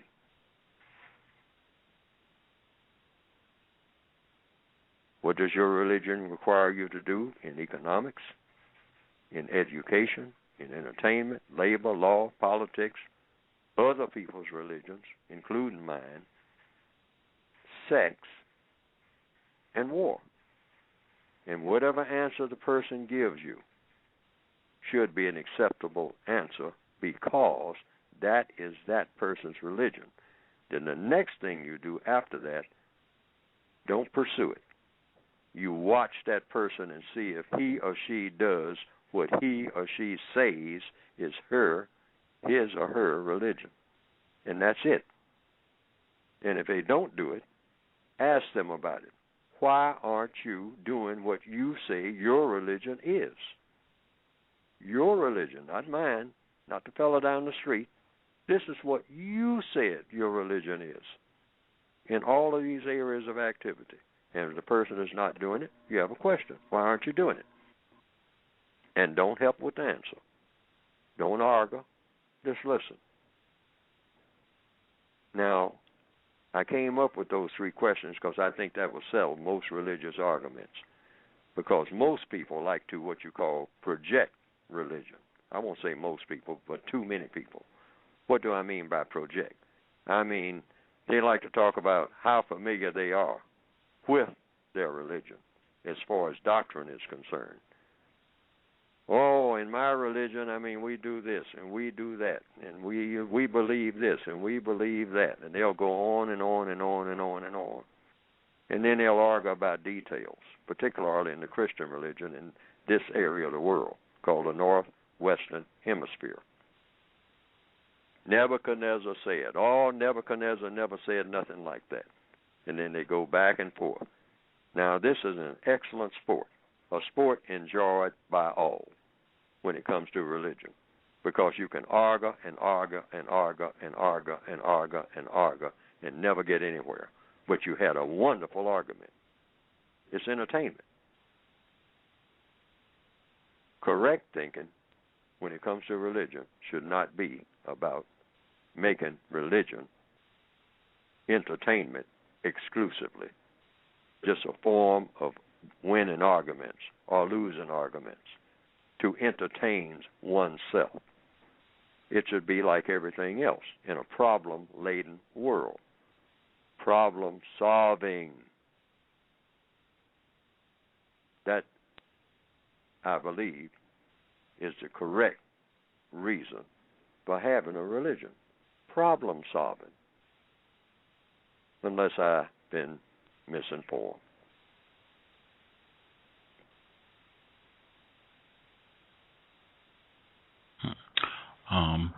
Let's see, 5301, hang tight 1 second. We had a person that emailed a question. She's listening in from Canada. Her question is, when a white person has sexual intercourse with a black person under racism, white supremacy, is that confirmation that the white person is a racist? Say that again, if you don't mind.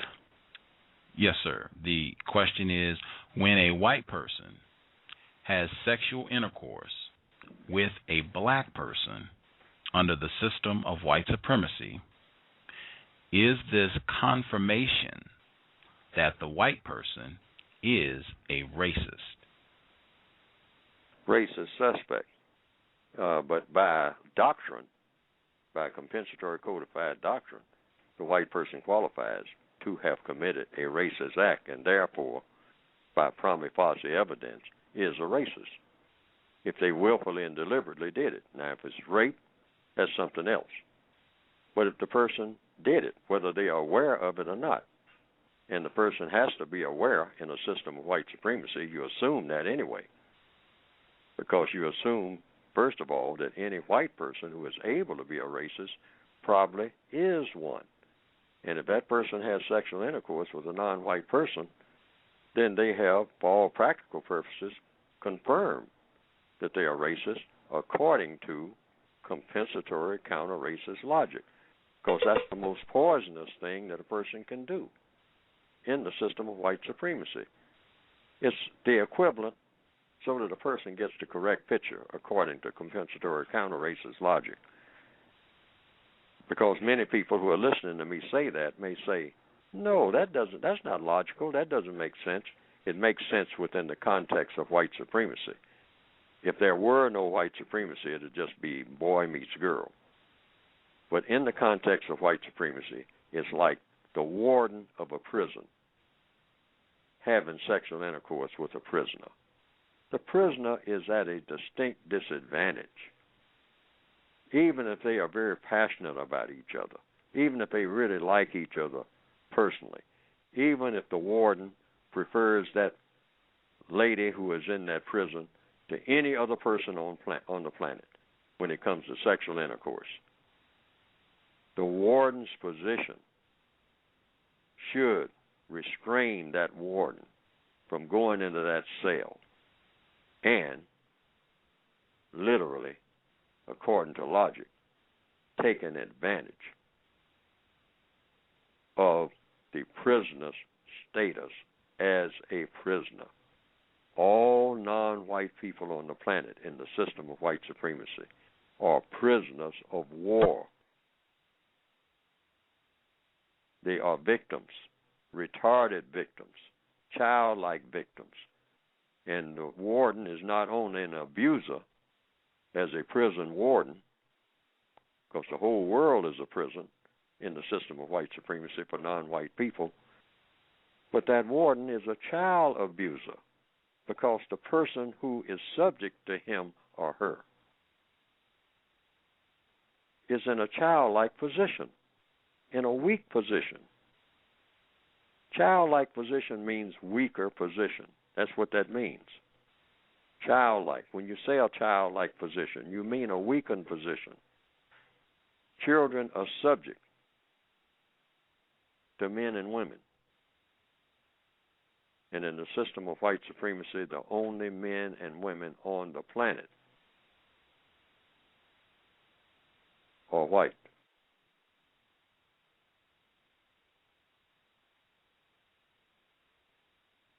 Everybody else is in the child category. Why? Because children are dependent on men and women. And you travel throughout this planet, who do you see in charge? Who do you see telling people what to do, who to fight, when to stop fighting? Even when you have black people up front, remember, that's just black people up front. Ask them where they get their instructions. Sometimes they are not privy to tell you, or they'll be out of a job. And every victim of racism is supposed to know that. So you don't even bother to ask, because you already know. The white supremacists are in charge of all non-white people on this planet, period, in all areas of activity 24/7. That's what white supremacy means. It's not 6 white men and maybe a couple of white women in a station wagon riding down a street flying what they call Confederate flags and with swastikas tattooed on their arms and yelling, nigger this and nigger that. A lot of people think that that's the system of white supremacy. That's not even an honorable mention token in these modern times. The system of white supremacy takes in all 9 areas of activity of all non-white people on this planet 24/7. 7 days a week, 24 hours each day, without exception. And anybody who doesn't think so, don't believe what Neely Fuller says, not one word of it. Just walk around and check it out and see. And don't go by just what's out on the surface. That's a part of the modern-day deception. The white supremacists know how to hide in plain sight. Usually hiding behind someone who's non-white.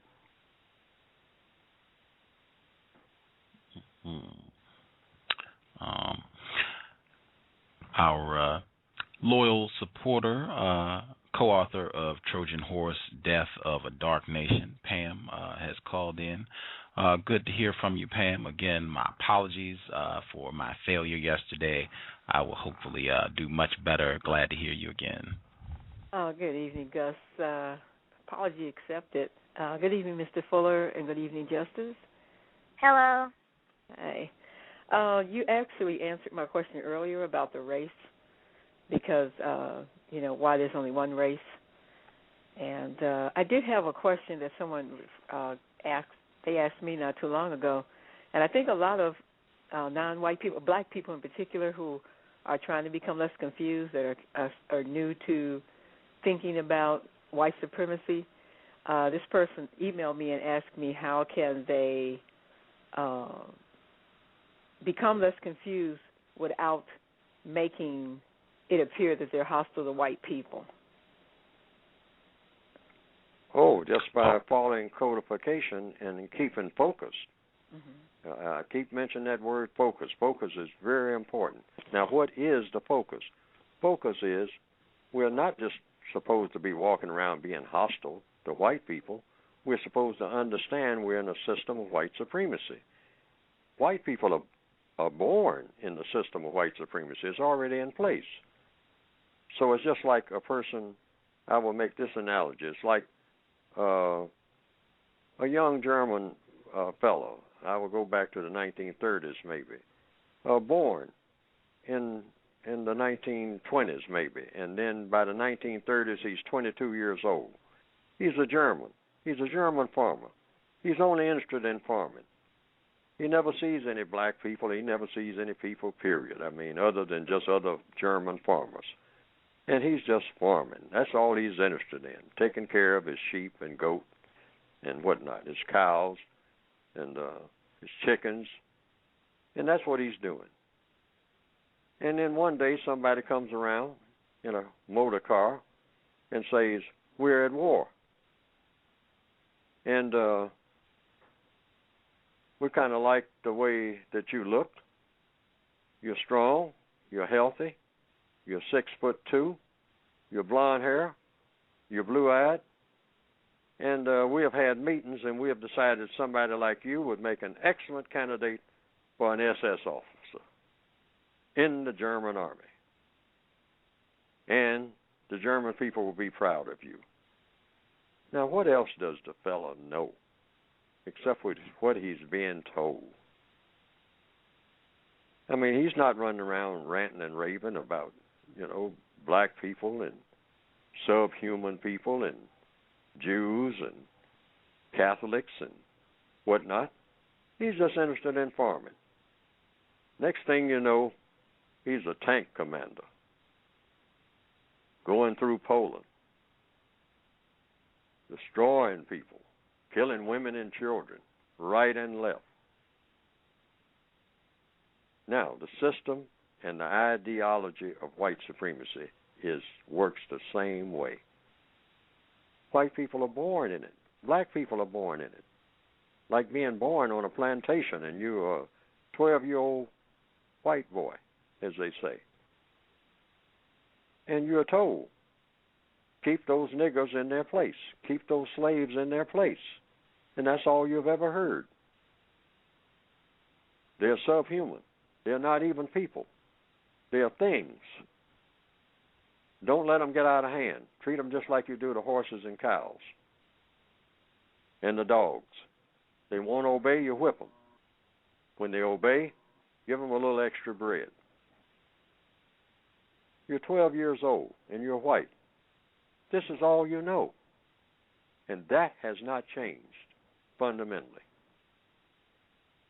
And so non-white people should keep that in mind. Just like in some, the cliche saying that they have in the movies and whatnot, it's not personal, it's business. And that's the way non-white people should look at it. The system of white supremacy is a business. And you don't approach white people with hostility. You understand that they are born in the system just like you are. But you also should keep in mind the system needs changing. It never should have been in the first place. A system of justice, theoretically, it's never been proven, but theoretically, would be much better and should have been in the first place. Nobody being mistreated and all of the people who need constructive help getting it.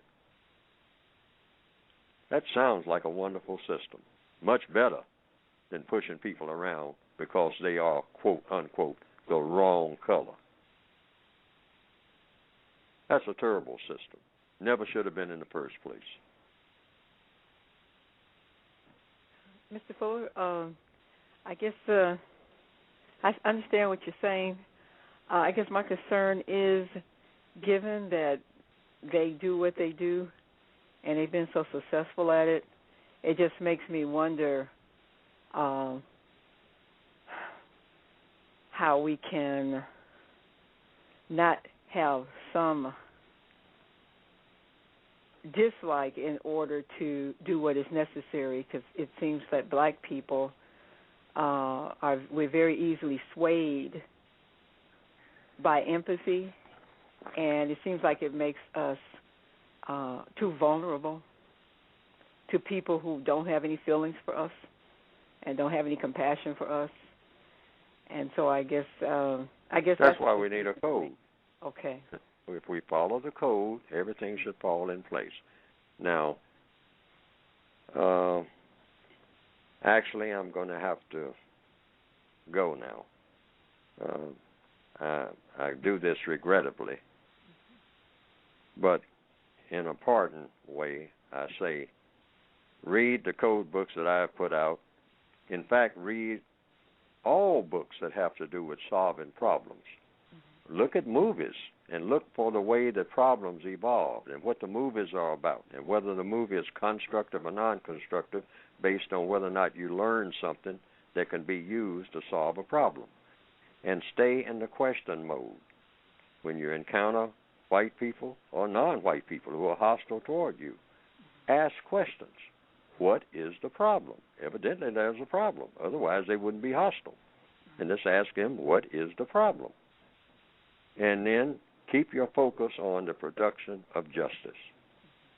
Meaning, tell people, just let them know what you're about. Start with, I am about solving problems, and what I believe will help solve problems is that everybody do everything they can to guarantee that no person is mistreated, no person, and to guarantee that the person who needs help the most gets the most constructive help. And then just turn to everybody, a room full of people, and say, now, does anybody have a problem with what I just said? If so, speak. I think they'll have difficulty if they have the correct intentions, speaking against what you just said. And that's what you call codification. Okay. All right, I have to go now. And thank you for tuning in. Thank you for calling in. Thank you for listening, all who have listened out there. And think about what was said and come to your own conclusions about the value of it. Don't take it and run with it. Think about it. And you can get in touch with me or get in touch through the Internet with how to get the books that I have written. And you have been told how to do that. And thank you very much, and I'm going to have to sign off now. Have a good evening. Thank you for sharing some of your time with us, Mr. Fuller. Yes, sir, and I look forward to doing it again. And thank you for writing books. Thank you. I have both of them, and I'm going to study it because I need to be codified. So thank you very much. Thank you. All right, thank you. Take care, Mr. Fuller. Groovy. Context of white supremacy. We're going to take a quick commercial break.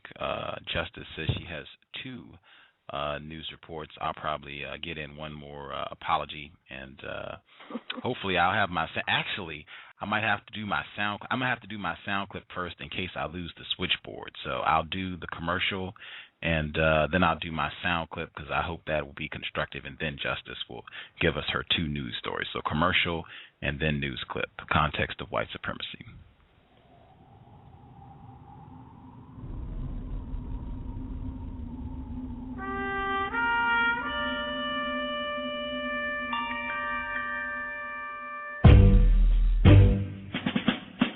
Hello, everybody. Welcome to the Cows. This is Justice here at Blog Talk Radio.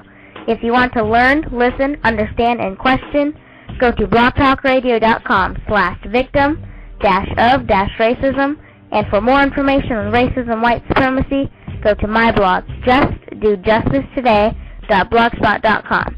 My email address is justice.asap@yahoo.com. Replace white supremacy with justice, ASAP. You're just saying just buckets and buckets of words. Okay, I'm actually going to set this clip up. Hopefully the switchboard will cooperate. This is a clip of Dennis Rodman. He's a black male, former basketball player. Allegedly, he is about to be inducted into the Basketball Hall of Fame, whatever that means in the context of white supremacy.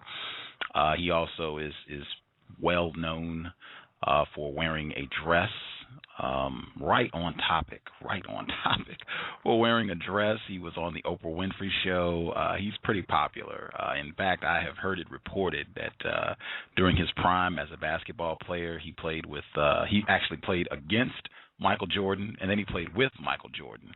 And when he played with Michael Jordan, during the period when he wore a dress and dated a lot of white women, Madonna, or I'll take Madonna. I think he did date Madonna, and Carmen Electra and some other really well-known suspected racist white women. He was so popular that many people felt that he was as big a draw with the Chicago Bulls as Michael Jordan. And I mean, for anybody, if you followed the Bulls at that time, this would be like 96 through 98. This is like not a stretch at all. Like Dennis Rodman was that popular. At any rate, they retired his number in Detroit, and this was an incredible illustration of white supremacy. I'm just going to see how many things I can jot down while this clip plays, and I'll give, my two thoughts, and then Justice can give her news clips. But I thought this was relevant enough that it should be played. So this is Dennis Rodman, and the highlights are from a game between the Pistons and the Bulls. Who would have thought you'd get white supremacy from a basketball highlight, but you can judge for yourself. So this is the clip. Dennis Rodman is crying. You'll hear him kind of get choked up and coughing. He does start crying. That's what it is. So this is the real. We'll get to it. A clash of Central Division rivals Friday between the Bulls and Pistons. Dennis Rodman enjoyed much success with both franchises, had his jersey retired on Friday night. Great honor for the bad boy, one of the greatest rebounders of all time. Greg Monroe given the blessing to continue wearing the number 10, so I'm sure he's happy about that. Was not happy about this, though. Off the steal, the Bulls had 14 steals in the first half. Derrick Rose gets the score. He had 19 points through the first two quarters in 18 minutes of play. 10-point lead for Chi-Town. Rip Hamilton pulling up, knocking down the J. Game high 30 points for him. Carlos Boozer running the break, the big fella, getting the lay-in, 22 points, 8 rebounds, 7 assists.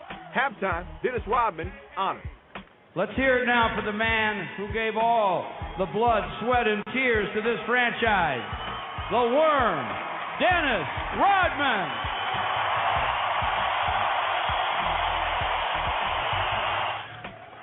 You know what? This is a great honor.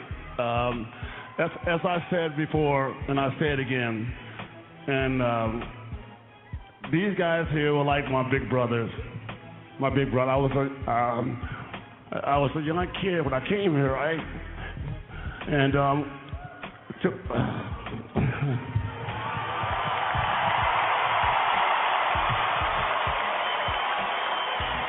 but I want to do something before I end this whole thing here, and I hope you guys let me do this. The Worm showing his appreciation for the late Chuck Daly and Bill Davidson. You see their faces on the T-shirt. We all miss them, and of course showing his love to the Piston faithful for hanging his jersey in the Raptors, retiring that number 10. Congratulations to Dennis Rodman, one of the most animated guys we've ever seen in the league. D. Rose, meanwhile, back to business on the floor. Crossover. Okay, so That is the highlight. And for anyone out there, it's why we went from Mr. Fuller, all that constructive content, to sports highlights. What in the world? I took notes, right? Just jotting down notes. I could easily give you a one-page paper on the constructive content and why I think this is relative to racism, white supremacy. Number one, this game was between the Chicago Bulls and Detroit Pistons. It was not in Detroit. It was in Auburn Hills. That is probably a whole nother conversation right there about racism, white supremacy. The fact that this basketball team, Detroit Pistons, is in the suburbs in Auburn Hills, lots of white people, not in Detroit, much higher concentration of black people. So you're in an area with tons of white people. If you see the video of this clip, it's the whole arena is just filled with white people.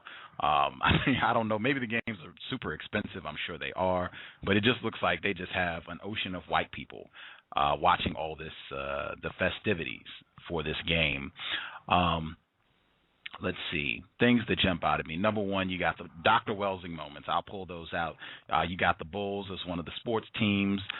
They also had a clip of Dennis Rodman. Apparently he participated in the running of the Bulls.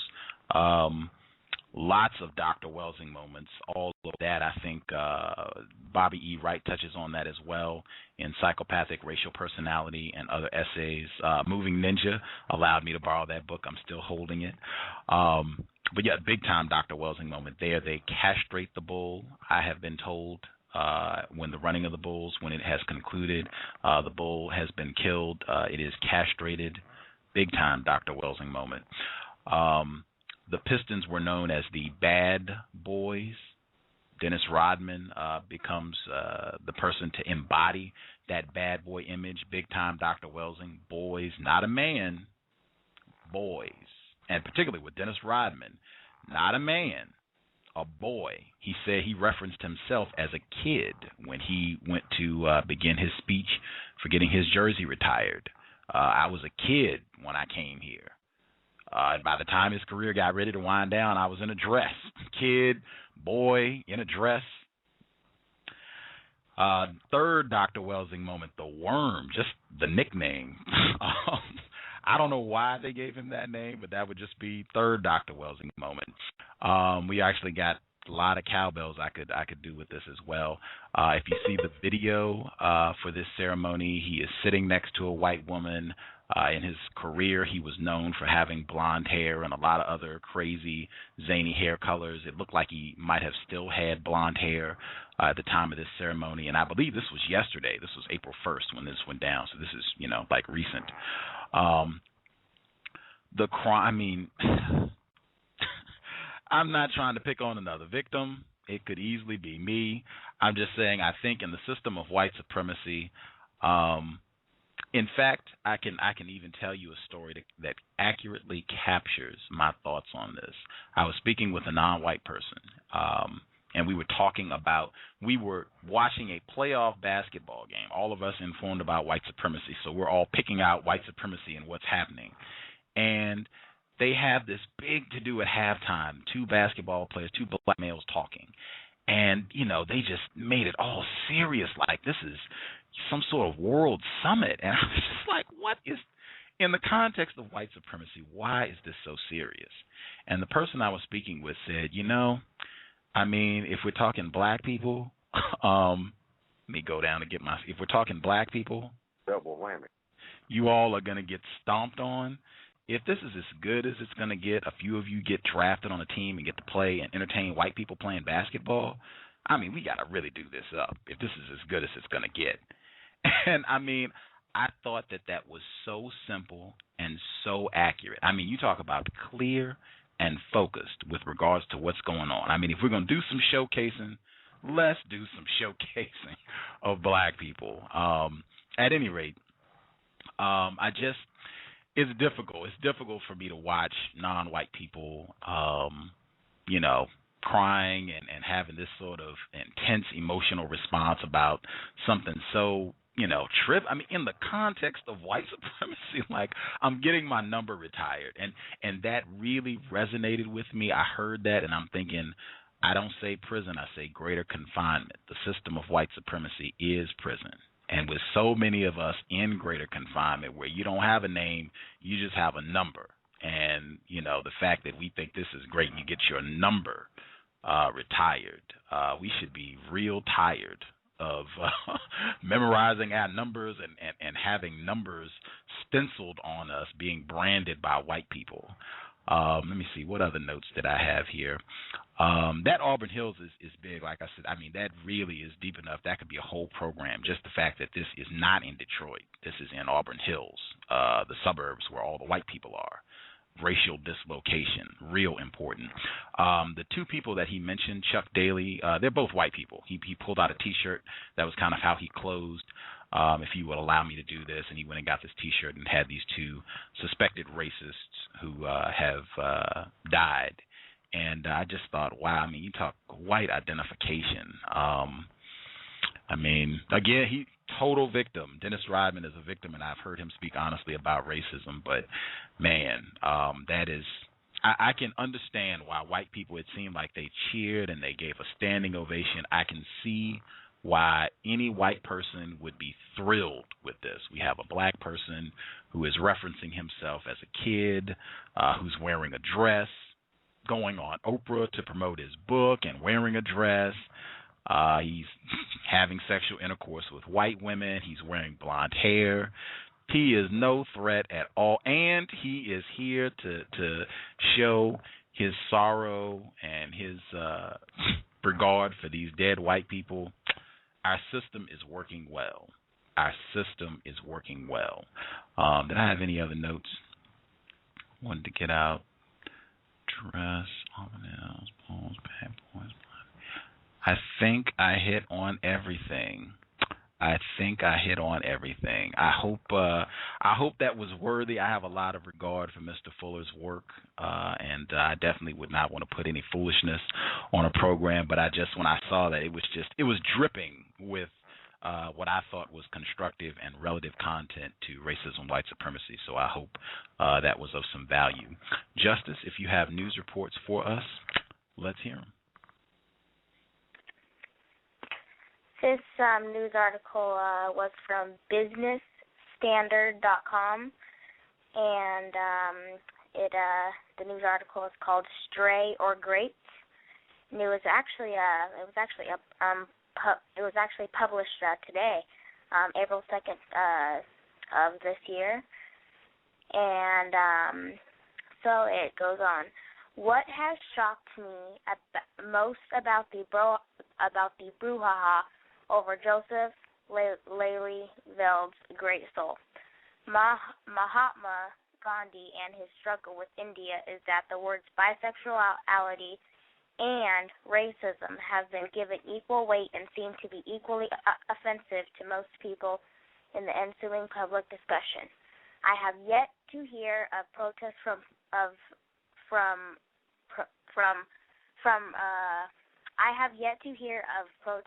progressive individuals or interest groups like the LGBT about this implicit and unfair prejudice. Racism is a phenomenon that upholds the genetic superiority of one group over another. Its effects are ugly, militate against the human spirit and the dignity of the individual, and have resulted in some of the most abhorrent crimes against humanity, such as slavery, the Holocaust, ethnic cleansing, and untold death and destruction over the years. Bisexuality, on the other hand, is the human condition of being physically or romantically attracted to both male and female genders that has been acknowledged by anthropologists, psychologists, and sociologists as being one that is natural amongst people across cultures and social groups, and even exists in the animal kingdom. It sounds like to me that she is separating the antisexual behavior from racism, white supremacy. I also think that antisexual behavior is connected to racism, white supremacy. Antisexual behavior is one of the racist white supremacist tools to confuse non-white females and non-white males. Words like fair, prejudice, human, Holocaust, and animal kingdom, I suspect those words are in Mr. Fuller's word guide, and I bet he says use those words with caution. So that was my first news article, and Gus, do you have any thoughts on that article? Just so-called bisexuality, homosexuality, any of that sexual deep. In fact, I will read a term. I will make my response a brief term from the word guide to encourage people to get a copy. The term I will quote will be mind rape. Mind rape. Use this term to apply to what happens against all of the non-white people of the known universe when they directly or indirectly are taught, led, and or influenced by white supremacists, particularly in regards to the support for white supremacy in matters involving sex and or anti-sex. Sex is any interaction between a male and female person that may or may not include sexual intercourse and or sexual play. Anti-sex is any pretended sexual act between two or more males with each other, or two or more females with each other. According to compensatory counter-racist logic, every victim of white supremacy, non-white person, is a victim of mind rape by both racist man and racist woman.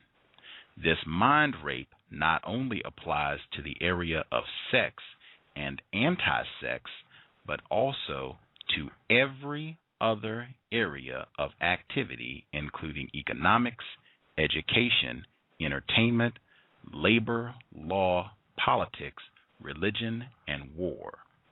Mind rape. That would be my response. Okay.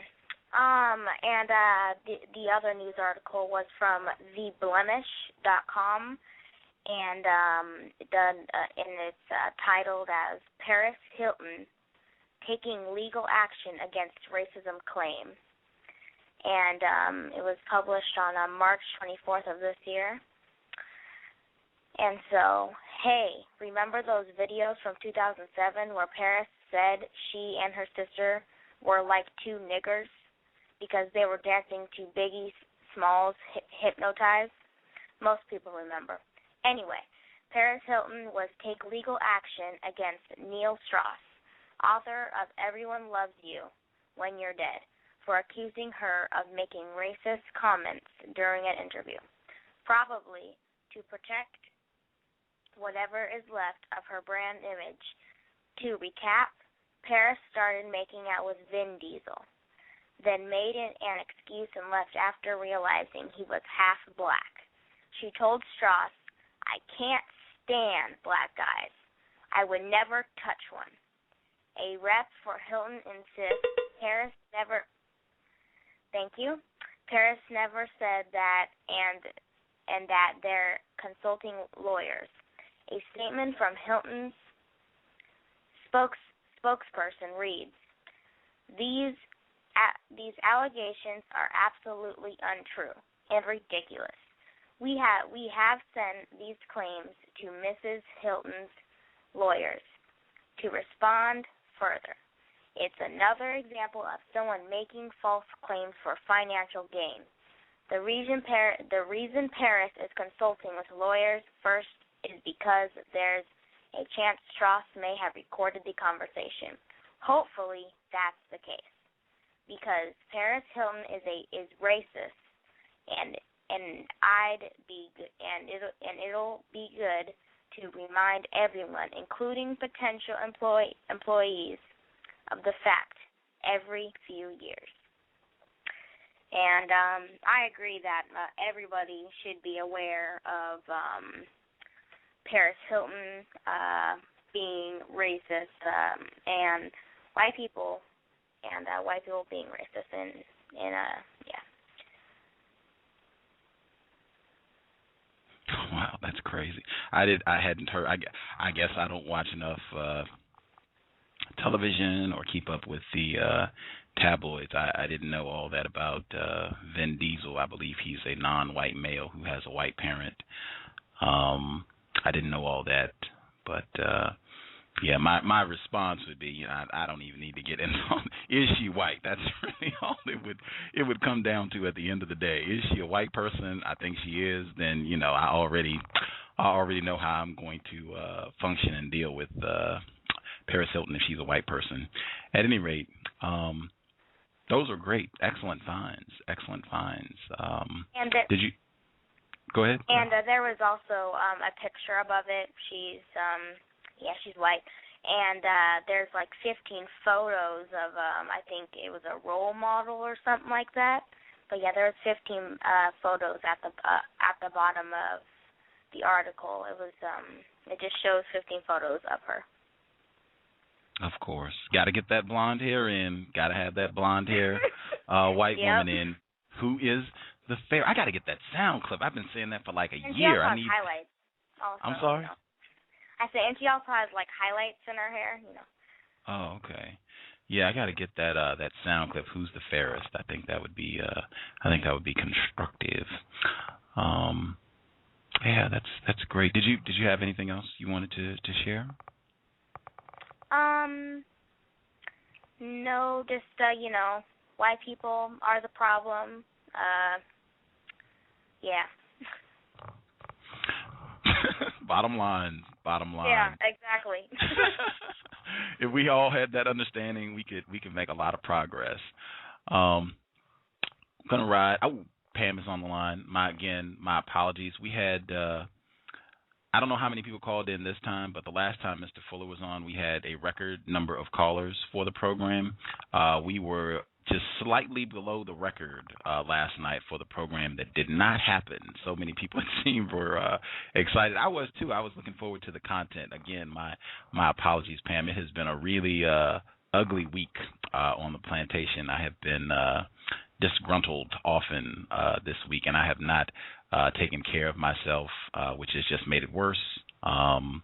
Drink lots of water. Anyone out there listening, drink lots of water and get more rest. We are probably all not resting as much as we should under very stressful conditions of white supremacy.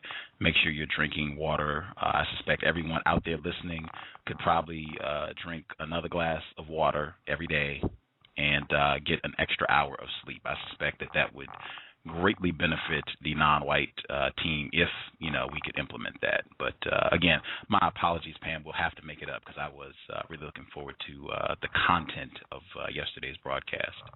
Yeah, I was too. But you know what? I'm just glad because for a minute I thought, did somebody, did the white people do something to cows? And so that was my big concern was, I was like, man, because I didn't know what had happened.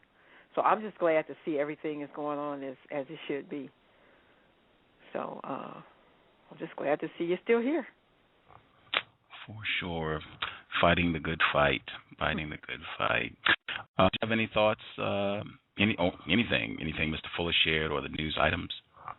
Well, the thing about race, and I dialogued with, I got some clarification from Ed Williams, too, of counter-racism, counter-racism.com.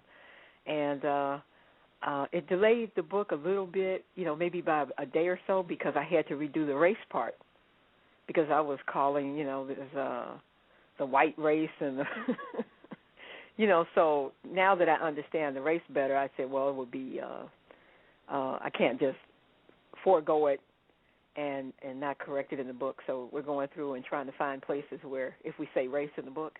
So that'll probably delay it another day, but we should be let's see, this week, probably by tomorrow night or Monday night at the latest, submitting the final revision. And then once they process that, which takes maybe a couple of days, we'll be done. And so I would definitely keep everyone posted who's asked about it. But we should be up and running with books for sale in no more than a week and a half. Outstanding. We will definitely announce. If you let us know, we will make an announcement. Several of them. I know a lot of people that are listening in. They would love to get a copy, several copies. A lot of supporters out there of your work and your co-authors as well. So let us know, and we will spread the word. Okay. I did just one last thing real quick, and that was this whole thing of because I've had people ask me by email about how do they handle, one person in particular asked me today was now all they're doing after they've been listening to cows is they've been talking about racism, and now people are saying, you're talking about racism all the time. And so, and then the other person asked me about, well, how can we, they said basically, why does it seem that many are being encouraged to be hostile to white people? I think it would cause retaliation and worse relations. So a lot of us are struggling with once you become less confused, how do you deal with white people? So I'm going to do what Mr. Fuller suggested, and that's become more codified. But it's a confusing thing because we're so dependent on them, and we have to deal with them. But at the same time, I mean, the mistreatment is horrible. The stuff once you become aware of what's being done to people, innocent people, on the basis of color, how can you not feel some negative feeling? I don't know. We will have a rain date for that program. We'll have a rain date. I thought it was important. I was looking forward to. I had sound clips and everything. But yeah, we'll have a rain date hopefully soon, and hopefully a lot of people. Like I said, program didn't even happen, and we had it was over 50 people called for a program that didn't happen. So yeah, we will make that happen. Did you have anything else? I'm going to wrap up. I like to if Mr. Fuller's on, I like to not have. I'll just go ahead generally and just end the broadcast when he's on, so that way the constructive content does not get sullied by anything. I shouldn't say that. That's probably in the word guide. The constructive content is not reduced there. So did you have anything else you wanted to share? No, that was it. Groovy. We'll be back tomorrow. Dr. Delbert Blair will be our guest. He is doing a seminar in New York on April 10th, and he'll be sharing information about how racist man and racist woman manipulate our diets so that we are easier to control. He seems very informed about white supremacy, and I think some of our listeners have suggested him before or mentioned his work before. I'm sure I feel like I was just talking about his work on a recent broadcast. At any rate, he'll be here tomorrow at 8 p.m. Eastern, 7 p.m. Central, 5 p.m. Pacific. He'll be here, Dr. Delbert Blair. And that is Sunday, April 3rd. Sunday, April 3rd, 8 p.m. Eastern, 5 p.m. Pacific. Call, tune in, should be constructive. I actually hoping tentatively, it looks like we also will have a rain date for the program that the white people at Blog Talk botched with their quote-unquote tech issues, site-wide tech issues. The Commissioner John Paul Rogers, he is the former Grand Dragon of the Ku Klux Klan in Florida, who is running for mayor. He was supposed to be on the broadcast Thursday, but Blog Talk's issues messed that up. But we rescheduled, and we're looking at Wednesday tentatively. Haven't confirmed, so I'm crossing my fingers and hoping that goes down. But if that happens on Wednesday, definitely tune in. It'll most likely be earlier in the day, this coming Wednesday, which is April the 6th. But I'm definitely looking to have him on the program. Apparently, he had a black person help him win his campaign for city commissioner in Florida. That was in one of the newspaper articles that a black person went out and did a lot of work on his campaign to get him extra voters. So, yeah, we've got a lot of work to do, and we'll be back on the air tomorrow. With that said, thank you to everyone for listening in. I hope it was constructive. And again, please click Mr. Fuller's name to get a copy of the Word Guide. You can print it out and just send him a money order. You can get the Word Guide. You can also get the code book. Anyone, if you're listening and you don't have your copy of the code book, you can do that as well. Just click his name. You can print the form out and put it in the mail. Mr. Edward Williams, I believe, dialed in as well, and a lot of other folks that had a hand up. I'm sorry I didn't get you all's questions. Mr. Fuller, he stayed 2 hours, which I'm super grateful for. Hopefully we can get him back, and we'll get more questions in. I'm going to support Mr. Williams and the gang playing his commercial for counter-racism.com. I'm also supporting the black female who did the outstanding artwork that is on the front page for the program. You can support her work. Click the link. It's Triumphant Multimedia. It is also on the front page for the context of white supremacy, but she did the logo, she did the major artwork, white people with the whole world in their hands. Fantastic work. Again, it's Triumphant Multimedia. But again, thank you, Mr. Edward Williams, and everyone for calling in. Trojan Horse, the website, TrojanHorse1.com. Again, TrojanHorse1.com. And thank you to Cree. She was sending text messages to get me information for the Thursday broadcast that had massive interference. Her website is cree7.wordpress.com. You can check out her radio program right here at Blog Talk Radio as well, Counter-Racist Evolving Engineer. We'll be back tomorrow. Replace white supremacy with justice as soon as possible. Oh, I was going to read the assignment. Justice, did you have anything you wanted to share? Nuh-uh. Okay. No, I don't. Okay. Before I do the commercial, I did want to read the assignment from the code from the Word Guide. From the Word Guide, because Mr. Fuller mentioned that it's on page 19.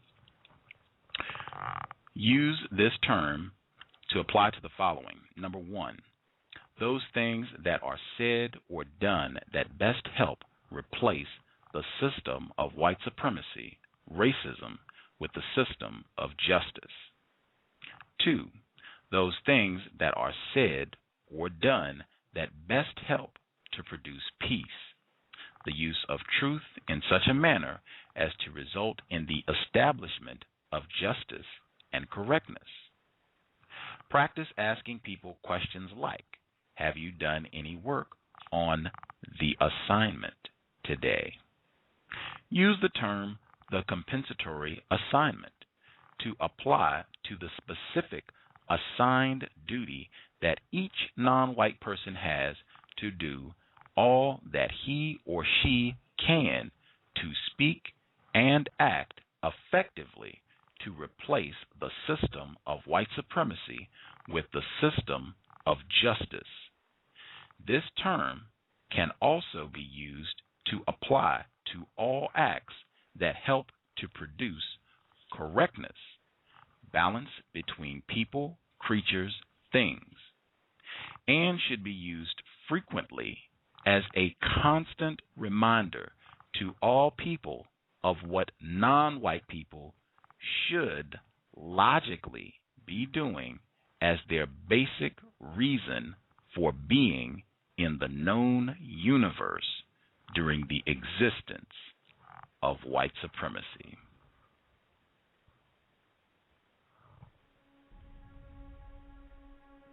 Is racism hurting you? On issues of race, are you unable to speak, think, and act with clarity and confidence? Are you tired of laughing when nothing is funny, smiling when you are not happy, agreeing when you really disagree?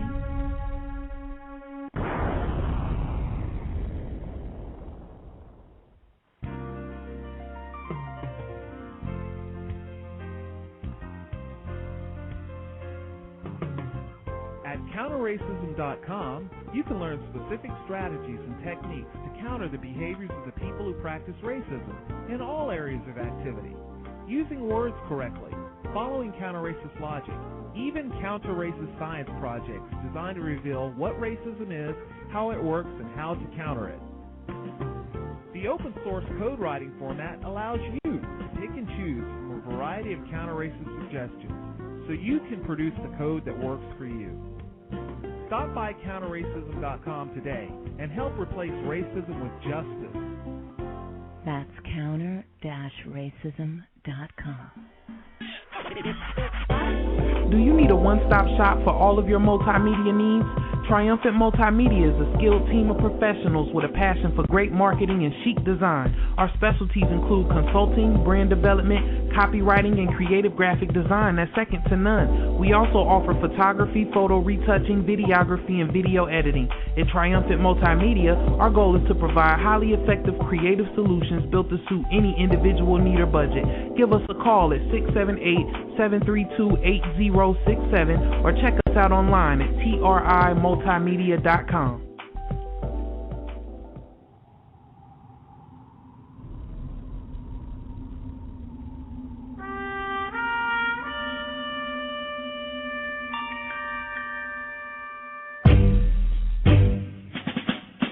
Hello everybody, welcome to the Cows. This is Justice here at Blog Talk Radio. If you want to learn, listen, understand, and question, go to blogtalkradio.com/victim-of-racism, and for more information on racism, white supremacy, go to my blog, justdojusticetoday.blogspot.com. My email address is justice.asap@yahoo.com. Replace white supremacy with justice, ASAP. You're just saying just buckets and buckets of words.